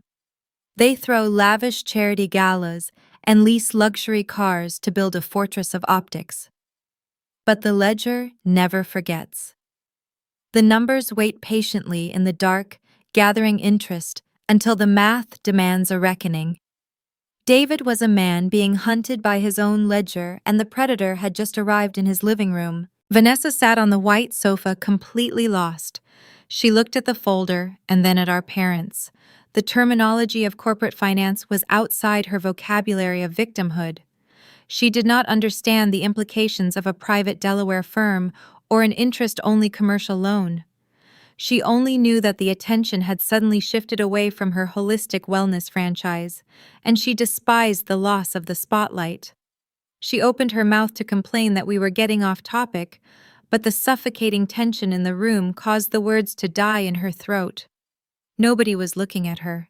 The entire gravitational pull of the estate was centered on the plain paper resting on the glass table. David stared at the folder like it was a live, explosive device. For a man who built his entire identity around financial prowess and intellectual superiority, being audited by his own scapegoat daughter was a cognitive short-circuit. He did not want to touch the paper. He knew that acknowledging the document would alter the fabric of his reality. As long as the folder remained closed, he could still pretend he was the king of his castle. He could still pretend he held authority over the woman standing behind the accent chair. When you hold absolute leverage, you never have to raise your voice. Power is quiet.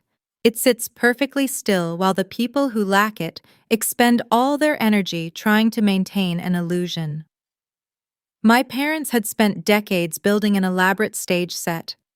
They assigned me the role of the silent supporting actor meant to prop up the scenery while Vanessa danced in the center light. The folder on the table was the match that would burn the theater to the ground. The silence stretched until it became physically uncomfortable. The rain beat against the large picture windows overlooking the dark Bellevue streets. The soft ambient lighting of the staged living room felt suddenly harsh and clinical. David realized he could not ignore the paper. Refusing to look at it would be an admission of fear. He needed to prove he was still in control of the negotiation. He took a slow breath and adjusted the cuffs of his tailored shirt. He slowly reached out his hand toward the center of the glass table. His knuckles were pale. The arrogant executive who had tried to intimidate me 3 minutes ago was gone. He picked up the manila folder and folded back the cover to read the bold, legal header printed on the first page. David snatched the manila folder from the surface of the glass table. His movements lacked the calculated grace he usually employed during client presentations.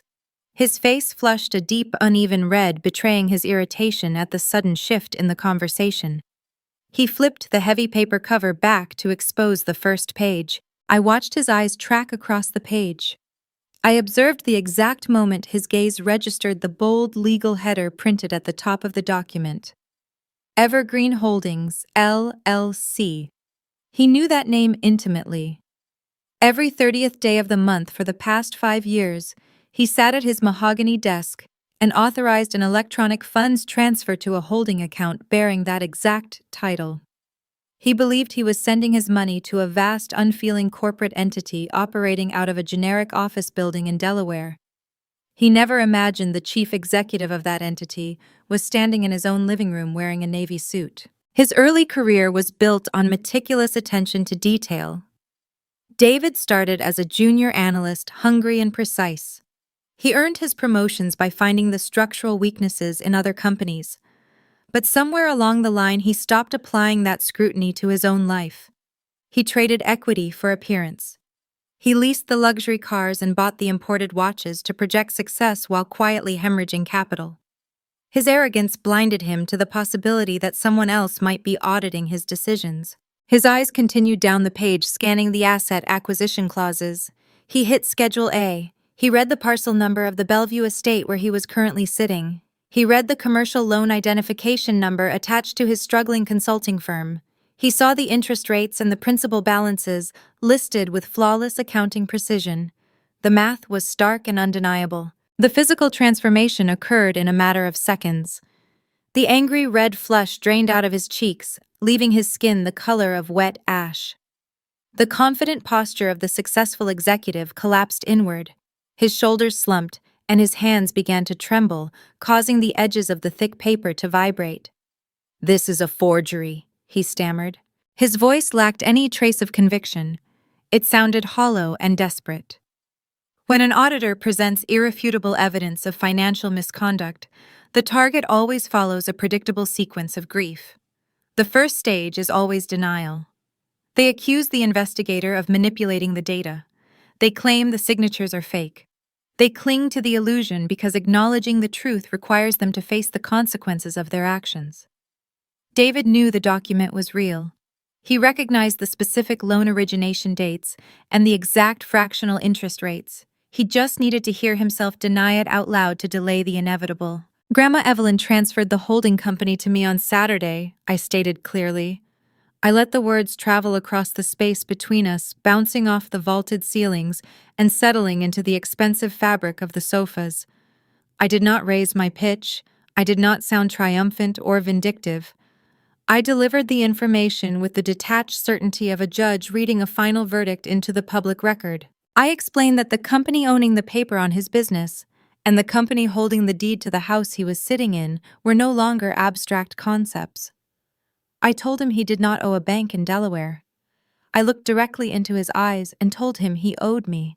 The geometry of the room fundamentally shifted. The power dynamic that had defined my entire existence inverted in the space of a single breath.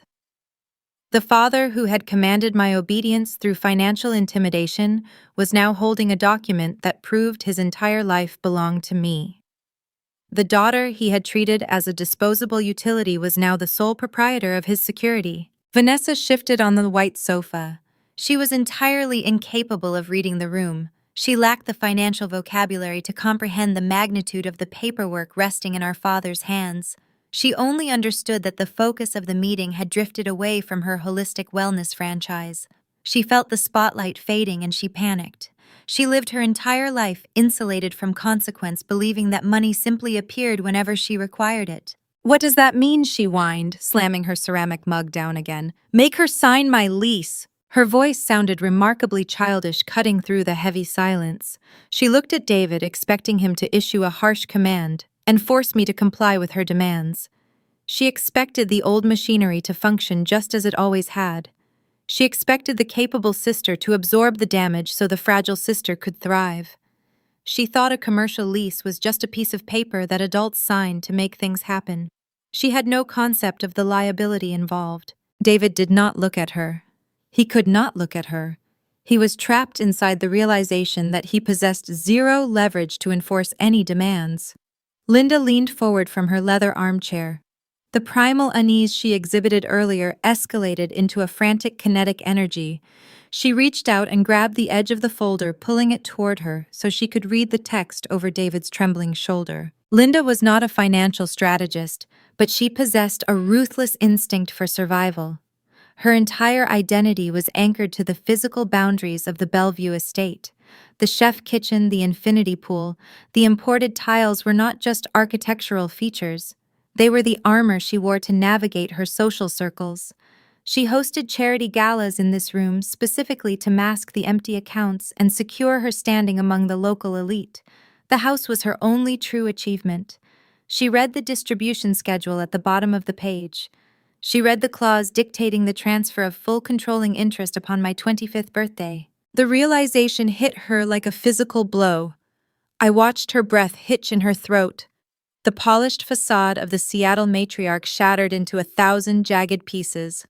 She looked up from the paper and stared at me. She was looking at the daughter she had starved of affection for 2 decades. She was looking at the child she had deliberately isolated and reduced to a silent problem solver. She realized that the person she had treated with such profound disregard was now her landlord. The girl she canceled a birthday dinner on was now her primary creditor. The capable one was now her absolute ruin. I watched the panic bloom in Linda's eyes. When you build your life on a foundation of lies and borrowed money, you live in constant fear of the architect who holds the blueprints. Linda knew that I possessed an intimate understanding of her cruelty. She knew I had cataloged every missed graduation, every canceled dinner, and every manufactured crisis.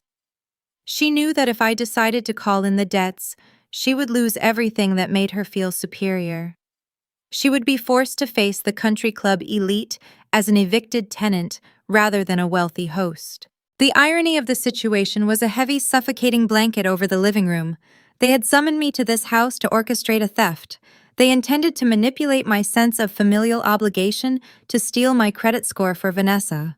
Instead, they walked blindly into an audit that stripped them of their own assets. They thought they were the predators circling a wounded animal. They did not realize they had wandered into an enclosure and the gate had just locked behind them. I stood behind the accent chair, resting my hands on the upholstery. I did not move to comfort them. I did not offer a gentle reassurance that I would grant them an extension on their loans. I simply let them sit in the wreckage of their own arrogance. The silence stretched out long and deep, filled only by the sound of the rain hitting the large windows. The old Brianna would have felt a surge of guilt watching her parents crumble. The new Brianna felt only the clean, satisfying logic of a perfectly balanced ledger. The truth was finally sitting on the table, and there was no amount of gaslighting that could make it disappear. The polished Bellevue matriarch facade shattered right in front of my eyes. Linda lunged forward across the heavy glass coffee table. Her manicured hands grabbed the empty air as if she wanted to physically rip the manila folder away from my father. Her voice rose to a shrill, unrecognizable pitch. She did not sound like the sophisticated woman who hosted elegant charity galas and served on the boards of local museums. She sounded feral. She screamed that I stole this wealth from the family. She yelled that I manipulated a sick old woman into signing away an entire estate. She pointed a shaking finger directly at my face and declared that they were my parents and I owed them everything I had. Her composure completely abandoned her. She began to pace a tight, frantic circle on the imported Persian rug, projecting her rage into the vaulted ceiling. She threatened to tie the holding company up in probate court for decades. She promised to hire the most ruthless attorneys in Washington to destroy me with endless litigation until I begged her to settle. I did not flinch. I did not step back or raise my hands in a defensive posture. I stood firmly behind the accent chair and let her yell. I let the sheer volume of her guilt fill the entire sunken living room, drowning out the sound of the rain hitting the glass. When you spend your career sitting in corporate boardrooms, mediating hostile financial disputes, you learn a universal truth about human behavior. The person shouting is always the person who has lost the argument. Volume is the last desperate refuge of the powerless. Linda had a long and well-documented history of using legal threats to enforce her will upon the world. When I was in high school, she threatened to sue our neighborhood homeowner association over the specific shade of paint they approved for a nearby property line fence. She threatened to bankrupt a local landscaping company because they pruned her decorative rose bushes at the wrong angle. She treated the legal system like a magic wand she could wave to make working-class people submit to her demands. She assumed I would react the exact same way the terrified landscapers did. She thought the mere mention of aggressive lawyers would force me to surrender the holding company and apologize for my insolence. She finished her tirade breathing heavily with her chest heaving under her expensive silk blouse. She stared at me waiting for the apology to spill from my lips. She waited for me to crumble under the heavy weight of her maternal fury. I looked at her and spoke with a smooth, effortless cadence. I told her to go ahead and contest it. I explained that my corporate attorneys were already on retainer. I informed her that Evelyn utilized a premier estate law firm in downtown Seattle to draft the corporate bylaws and oversee the asset transfer. I invited her to file a legal injunction and spend her dwindling cash reserves fighting an airtight, legally binding document. But I also issued a firm guarantee. I told her that the moment her lawyer filed the very first piece of hostile paperwork, I would call in the commercial loan attached to Collins Strategic Consulting. The terms of an interest-only commercial note are notoriously rigid and unforgiving. The creditor holds the absolute right to demand immediate repayment of the principal balance if the debtor experiences a material change in financial circumstance or initiates hostile legal action against the holding entity. I outlined this grim reality for my mother using precise clinical financial terminology. I told her that while we litigate the trust over the next several months, I will immediately trigger the default clause on my father. He would have exactly 30 days to produce the full principal balance in cash. When he inevitably failed to secure those massive funds, the default would bankrupt his consulting firm entirely. He would lose his leased office space, his remaining clients, and his primary source of income before the court even scheduled our first preliminary hearing. The silence that followed my statement was absolute. The ambient noise of the storm outside seemed to magnify in the void. Vanessa sat frozen on the white sofa. For the first time in her entire adult life, she finally understood the math of her own existence. The performance of the tragic victim requires an audience with deep pockets to be effective. As she listened to me describe the brutal mechanics of corporate bankruptcy, the thick fog of her delusion burned away. Her fake tears dried up instantly.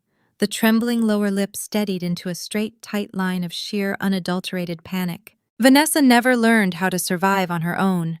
She never paid her own rent with money she earned. She never filed a tax return without David sitting beside her and holding her hand. Her entire identity relied on the core assumption that the bank of mom and dad would remain solvent forever. She looked at Linda standing frozen on the rug, and then she looked at David holding the open manila folder.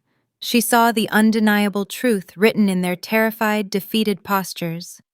The automated teller machine was officially closed. There would be no holistic wellness franchise to play with.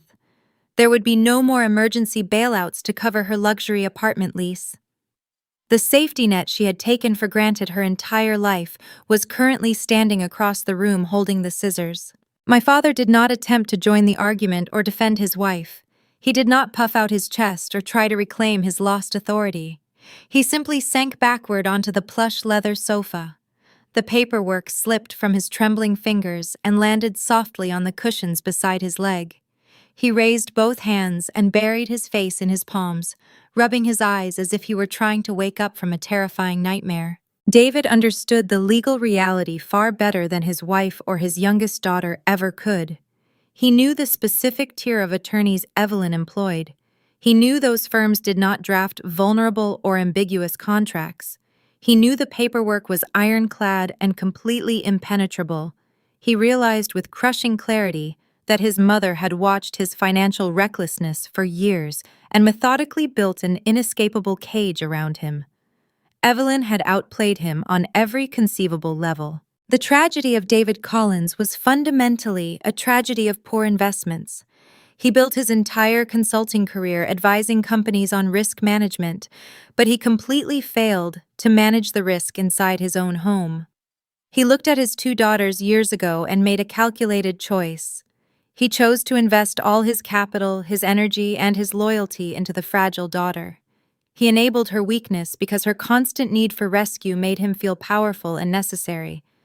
He simultaneously ignored and alienated the strong daughter, assuming her capability required zero maintenance or affection. He sat on the sofa with his face hidden, realizing the catastrophic failure of his long-term strategy. He had watered a weed for 25 years, while systematically starving a tree. Now the storm had finally arrived. The weed was offering absolutely no shelter from the wind, and the tree had grown tall enough to block out the sun. He had chosen the fragile daughter, and the strong one had just inherited the earth. Vanessa shifted her weight on the sofa, pulling a decorative throw pillow tight against her chest. She wielded the embroidered fabric like a physical shield against the harsh reality settling over the room. "You are a monster," she spat. The words lacked her usual theatrical polish. They sounded raw and untethered. I looked at her huddled on the cushions. For her entire life, she had cast herself as the fragile protagonist in a hostile world. Every protagonist requires a villain to justify their weakness. She was assigning me that role right now because acknowledging her own parasitic behavior would shatter her identity. She needed to believe I was executing a cruel, unprovoked attack. If she admitted the truth, she would have to accept that her fake hospital visit and her endless demands were the exact catalysts that triggered the collapse of her comfortable existence. I did not reject the label. I looked at Vanessa hiding behind her velvet pillow, and then I shifted my gaze to my parents who were drowning in the rising tide of their own hubris. "No," I said, my voice remaining soft and even. "I am just an accountant. I ran the numbers. You only kept me around for the benefits. Now the benefits have expired. For 2 decades, my presence in this family was a calculated subsidy. I provided the emotional buffer, the financial backstop, and the reliable baseline they needed to sustain their favorite child. I was the silent partner funding their dysfunction. I accepted the terms of that bad deal because I thought it was the only contract available to me. Evelyn showed me a different market. She taught me the profound strength of the let them philosophy. The concept is incredibly simple. You stop trying to force people to value you. You stop arguing. You stop pleading for a seat at their table. You simply let them make their choices, and then you let them survive the outcome without your intervention. I reached my right hand into the interior pocket of my navy suit blazer. My fingers located the thick, rigid edges of a sealed legal envelope. I pulled the document free and held it suspended over the glass coffee table for a brief moment. I let it drop. The heavy paper landed directly on top of the open manila folder covering the bold header of Evergreen Holdings. "That is a formal notice of restructuring," I explained, letting the legal terminology dictate the temperature of the room. "You have exactly 90 days to find new financing and buy me out of this residential property. If you cannot secure the capital within that time frame, I will put this house on the market." 90 days is a standard window in commercial lending, but it is a death sentence for a debtor with a failing business. David knew the math operating behind my deadline. He knew traditional banks require pristine credit histories, verifiable income streams, and substantial liquid reserves to underwrite a multi-million-dollar estate. He possessed none of those assets. He could not refinance the property because his debt-to-income ratio was toxic. He could not leverage his consulting firm because I owned that paper too. He would spend the next 3 months making desperate phone calls to loan officers who would look at his ledgers and politely decline his applications. The notice of restructuring was essentially an eviction notice printed on high-quality bond paper. In 3 months, the custom chef kitchen, the infinity pool overlooking the city, and the vaulted ceilings would be listed on a regional real estate database. Strangers would walk through these staged rooms, judging the fixtures and measuring the walls. The fortress of optics my parents built to intimidate their neighbors was going up for sale. Linda comprehended the finality of the envelope. The polished armor she wore for her charity events and country club luncheons dissolved right in front of me. She let out a choked, ragged sob that caught deep in her throat. The sound was unfamiliar. It was not the theatrical sigh of a put-upon matriarch dealing with a minor inconvenience. It was the genuine sound of a woman realizing her entire social identity was about to be liquidated to the highest bidder. Her standing in the Bellevue elite required an address she could no longer afford to keep. She reached her right hand toward me across the empty space separating the armchair and the accent chair. Her fingers trembled visibly. I noticed the heavy diamond ring catching the recessed lighting. It was the same hand that had waved away my academic achievements. It was the same hand that had prioritized scheduling spa treatments over attending my college graduation. Now it was extended in a desperate plea for mercy. "Brianna, please," she whispered, her voice cracking under the weight of her impending ruin. "We are family." I looked down at her outstretched hand. I waited for the biological response. I waited for the ingrained childhood programming to activate and force me to comfort her. I expected a final flicker of guilt or a sudden surge of vindictive joy. I searched my nervous system for anger. I scanned my chest for the deep, familiar ache of grief. I found nothing. There was no lingering resentment. There was no sadness. There was only a clean, vast expanse of empty space, occupying the exact location where an obligation used to live. The neurological pathways that connected my self-worth to their approval were permanently severed. You cannot hate someone whose opinion holds zero value. The anger requires a baseline level of hope. It requires the belief that the other person might eventually change their behavior if they finally understand your pain. Once you accept that they will never change, the anger evaporates. It leaves behind a cool clinical detachment. "Family is whoever shows up," I said, breaking the silence with a simple, indisputable fact. "You did not. They prioritized a fake medical emergency over my milestone birthday. I let them. They chose to skip the dinner at the waterfront restaurant to coddle my sister. I let them. They wanted to operate a family like a transaction, extracting value from the capable daughter to fund the fragile one. I let them. I simply closed the account when the balance dipped below zero. I did not wait for Linda to retract her hand. I did not wait for David to lift his face from his palms, or for Vanessa to invent a new medical symptom to reclaim the narrative. The audit was complete. The findings were issued. The collection process was officially underway. There was nothing left to discuss in the sunken living room. I picked up my structured leather tote bag and shifted the strap over my shoulder. I turned my back on the coffee table, the legal documents, and the three architects of my childhood isolation.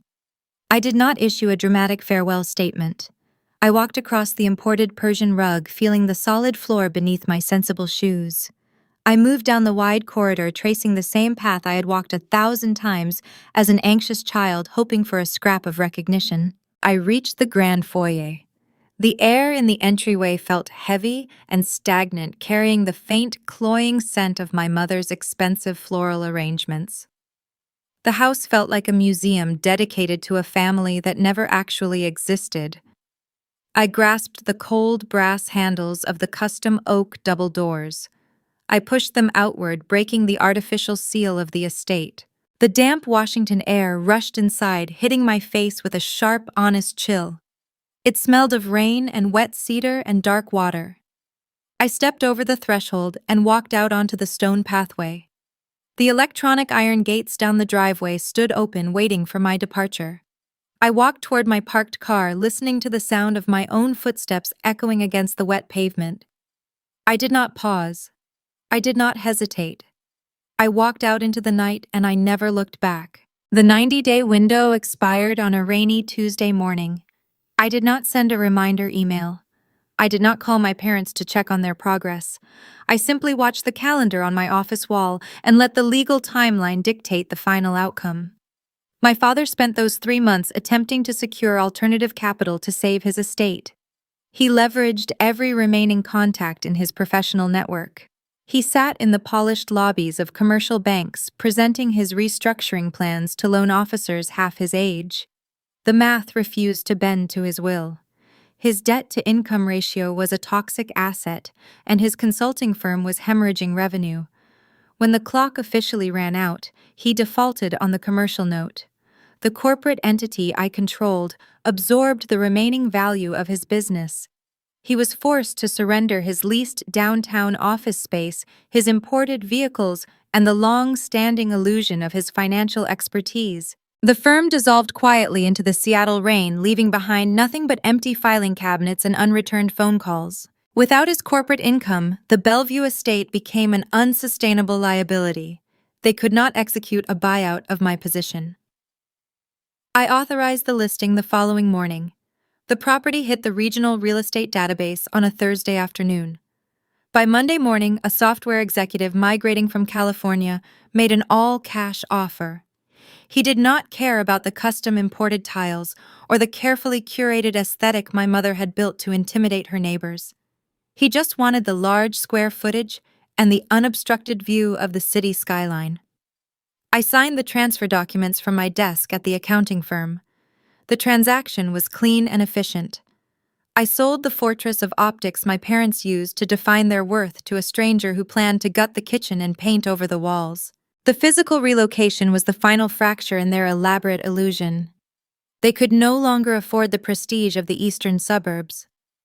They packed their staged mid-century modern furniture into rented moving trucks and drove 30 miles south. They downsized to a modest 3-bedroom condominium in Tacoma. The building featured vinyl siding, a shared parking garage, and a strict homeowner association that monitored the noise levels. It was a perfectly functional place to live, but for Linda Collins, it represented a social death sentence. She could no longer host lavish charity galas in a sunken living room. She could no longer invite the country club elite over for catered luncheons. Without her visible wealth, she lost her audience. Without an audience, her carefully constructed identity simply ceased to exist. She spent her days organizing her reduced closet and complaining about the sound of traffic from the nearby highway. Vanessa experienced the most severe reality check of the three. The automated teller machine she had relied on her entire life was permanently out of service. She could not invent a new medical crisis to pay the rent on her luxury apartment. When the eviction notices started arriving, she tried one final desperate maneuver. She appeared in the lobby of my downtown accounting firm, wearing her designer clothes and carrying a rehearsed expression of tragic despair. She demanded to see me immediately. She told the front receptionist she was experiencing a severe panic attack and needed her sister to guide her through the emergency. I did not ride the elevator down to meet her in the lobby. I did not offer her a glass of water or a comfortable chair. I instructed the building's security desk to inform her that I was engaged in a closed client meeting and she would need to make a formal appointment to speak with me. I watched the security feed on my computer monitor. She stood by the marble pillars, waiting for a rescue that was never going to arrive. When the security guard politely asked her to clear the waiting area, the panic attack vanished. She adjusted her designer handbag, turned around, and walked out the glass doors into the busy street. The following month, Vanessa obtained her first actual job. She did not open a holistic wellness franchise. She did not become a spiritual entrepreneur. She accepted a position working the front reception desk at a suburban dental clinic. Her days of botanical facials and deep tissue massages were replaced by filing patient insurance claims and answering a multi-line phone system. She had to adhere to a strict schedule. She had to wear a uniform scrub top. She had to report to an office manager who did not care about her childhood traumas or her frequent headaches. She had to earn the money required to survive the exact same way the rest of the world did. I did not monitor their struggles with any sense of joy. I did not celebrate their ruin or invite my colleagues out for drinks to toast their downfall.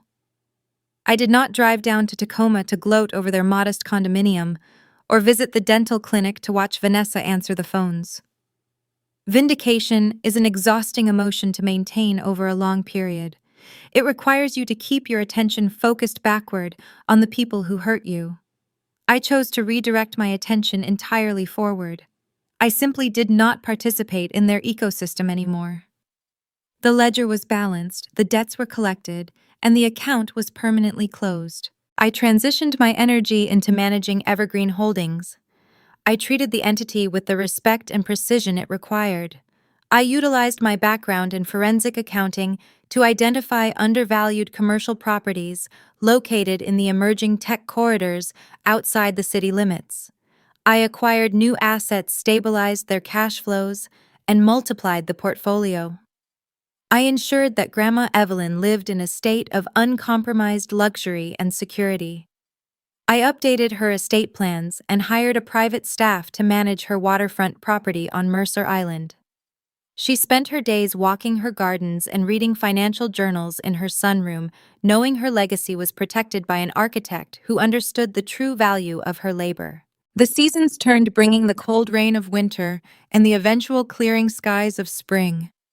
A full year passed since the cancellation text message that ended my family obligations.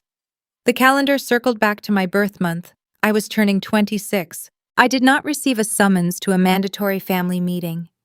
I did not receive a vague excuse about a physical therapy appointment or a fake medical emergency. The silence from Tacoma remained unbroken, and I welcomed the quiet space it left behind. I decided to dictate the terms of my own celebration without waiting for anyone else to set the stage. I did not book a private corner table for 2 people. I called the exact same upscale restaurant on Puget Sound, and I reserved the primary dining room overlooking the water. Saturday night arrived clear and sharp. The dark water outside the floor-to-ceiling windows reflected the bright lights of the passing ferries. The room was not empty, and the air was not tense. The long table was full. I looked down the length of the white linen and saw a circle of people who valued my presence without an invoice attached to our interactions. There were senior partners from my firm who respected my intellect and trusted my audits. There were friends I had made during my university years who knew the quiet, reliable version of me. There were people who asked about my day and actually waited to hear the truthful answer. Evelyn sat at the head of the table wearing a pristine silver blazer. She held a dry martini in her right hand, her posture as rigid and commanding as ever. She did not need to offer a lengthy speech or a grand declaration to the room. She just looked at me down the length of the table and offered a slow, deliberate nod. We both knew the rough terrain we had navigated to reach this specific room. We both knew the high cost of the meal and the immeasurable value of the company sitting around us. The waiter approached the table carrying a large tiered chocolate cake. The dark icing was ablaze with 26 burning candles. The warm yellow light cast moving shadows against the glass windows, pushing back the darkness of the sound. In the past, a birthday candle represented a specific type of childhood anxiety. It was a stark reminder of the things I lacked and the affection I could not earn no matter how hard I worked. I used to close my eyes tight and wish for a sudden escape. I used to wish for a magical shift in my parents' behavior or a sudden validation of my worth. I looked at the flames dancing above the cake. I did not need to close my eyes. I did not need to wish for an escape route because I had already built one with my own 2 hands. I had audited the fraudulent ledgers of my childhood and drafted a new set of binding bylaws for my future. I knew exactly what my time and my energy were worth. I leaned forward and blew out the candles.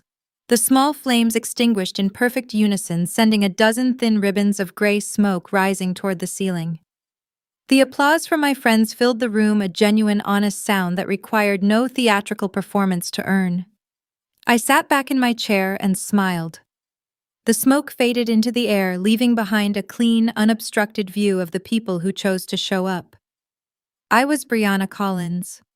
I was 26 years old. I knew the exact value of my life, and I knew with unwavering certainty that I would never let anyone read me the wrong number again. I often look back at the architecture of my past, not with bitterness, but with the profound clarity of a completed audit. The sprawling Bellevue estate is just a distant memory now. It is a finalized line item cleared from my personal ledger forever. My parents and my sister are closed accounts. Sometimes people ask me if I ever feel guilty for walking away from the people who raised me. They wonder if the silence in my life ever gets heavy during the holidays or on special occasions. I tell them that silence is only heavy when you are sitting in a room waiting for an apology that is never going to arrive. When you finally stop waiting, the silence transforms into the most peaceful sound in the world. I built a modern life that requires no emotional subsidies and no financial compromises. My grandmother Evelyn taught me how to read the complex numbers of corporate finance, but more importantly, she taught me how to read the true intentions of the people around me. Looking at the wreckage of my childhood and the careful rebuilding of my adult life, I can identify 5 distinct lessons that emerged from the final ledger. Lesson 1. Independence is not a currency you can use to purchase love. I spent 25 years trying to be so frictionless and capable that my parents would finally value my presence. Toxic family systems do not reward capability with affection or respect. They reward it with heavier burdens. You can never buy a seat at a table that was specifically built to exclude you. Lesson 2. A manufactured crisis is nothing more than a tool for extraction. When someone consistently creates emergencies exactly when you are supposed to be celebrated, it is never a random coincidence. It is a calculated strategy designed to keep the spotlight firmly fixed on their own selfish needs. The most effective countermeasure is not a loud argument or a presentation of evidence, it is quiet detachment. Lesson 3. You are allowed to audit the relationships in your life. We are conditioned to believe that blood ties are an unbreakable contract requiring endless personal sacrifice. That is a fraudulent concept designed to trap you. If a relationship consistently operates at a severe deficit, draining your energy, your finances, and your fundamental self-worth, you hold the right to close the account forever. True family is defined by consistent mutual investment, not by simple biological coincidence. Lesson 4. Real power is quiet. The person screaming and throwing a tantrum in a room is always the person who has already lost the negotiation. When you hold actual leverage, you do not need to raise your voice or make dramatic threats to prove your point. You simply present the cold reality of the situation and let the natural consequences do all the heavy lifting. The truth does not require a megaphone to be heard. Lesson 5. The let them philosophy is the ultimate protective boundary. You cannot control how other people choose to behave, but you can dictate your own level of participation. Let them make their selfish choices. Let them prioritize their fragile illusions. Let them face the financial and emotional ruin of their own blind arrogance. Your only job is to walk out the door and build a reality where their choices no longer affect your inner peace. I am Brianna Collins, and my books are finally balanced. I no longer fund the comfort of people who price my existence at zero. I found my true worth, and I locked it away in a vault where no one can ever touch it. Thank you for listening to my journey today. If you found value in this quiet audit of family and boundaries, please share this narrative with someone who needs to hear it. Leave a comment below with the specific lesson that resonated with your own life the most. Do not forget to subscribe to Senior Echo Stories for more true-to-life accounts of ordinary people taking back their power and closing the gate on toxicity. I will see you in the next one.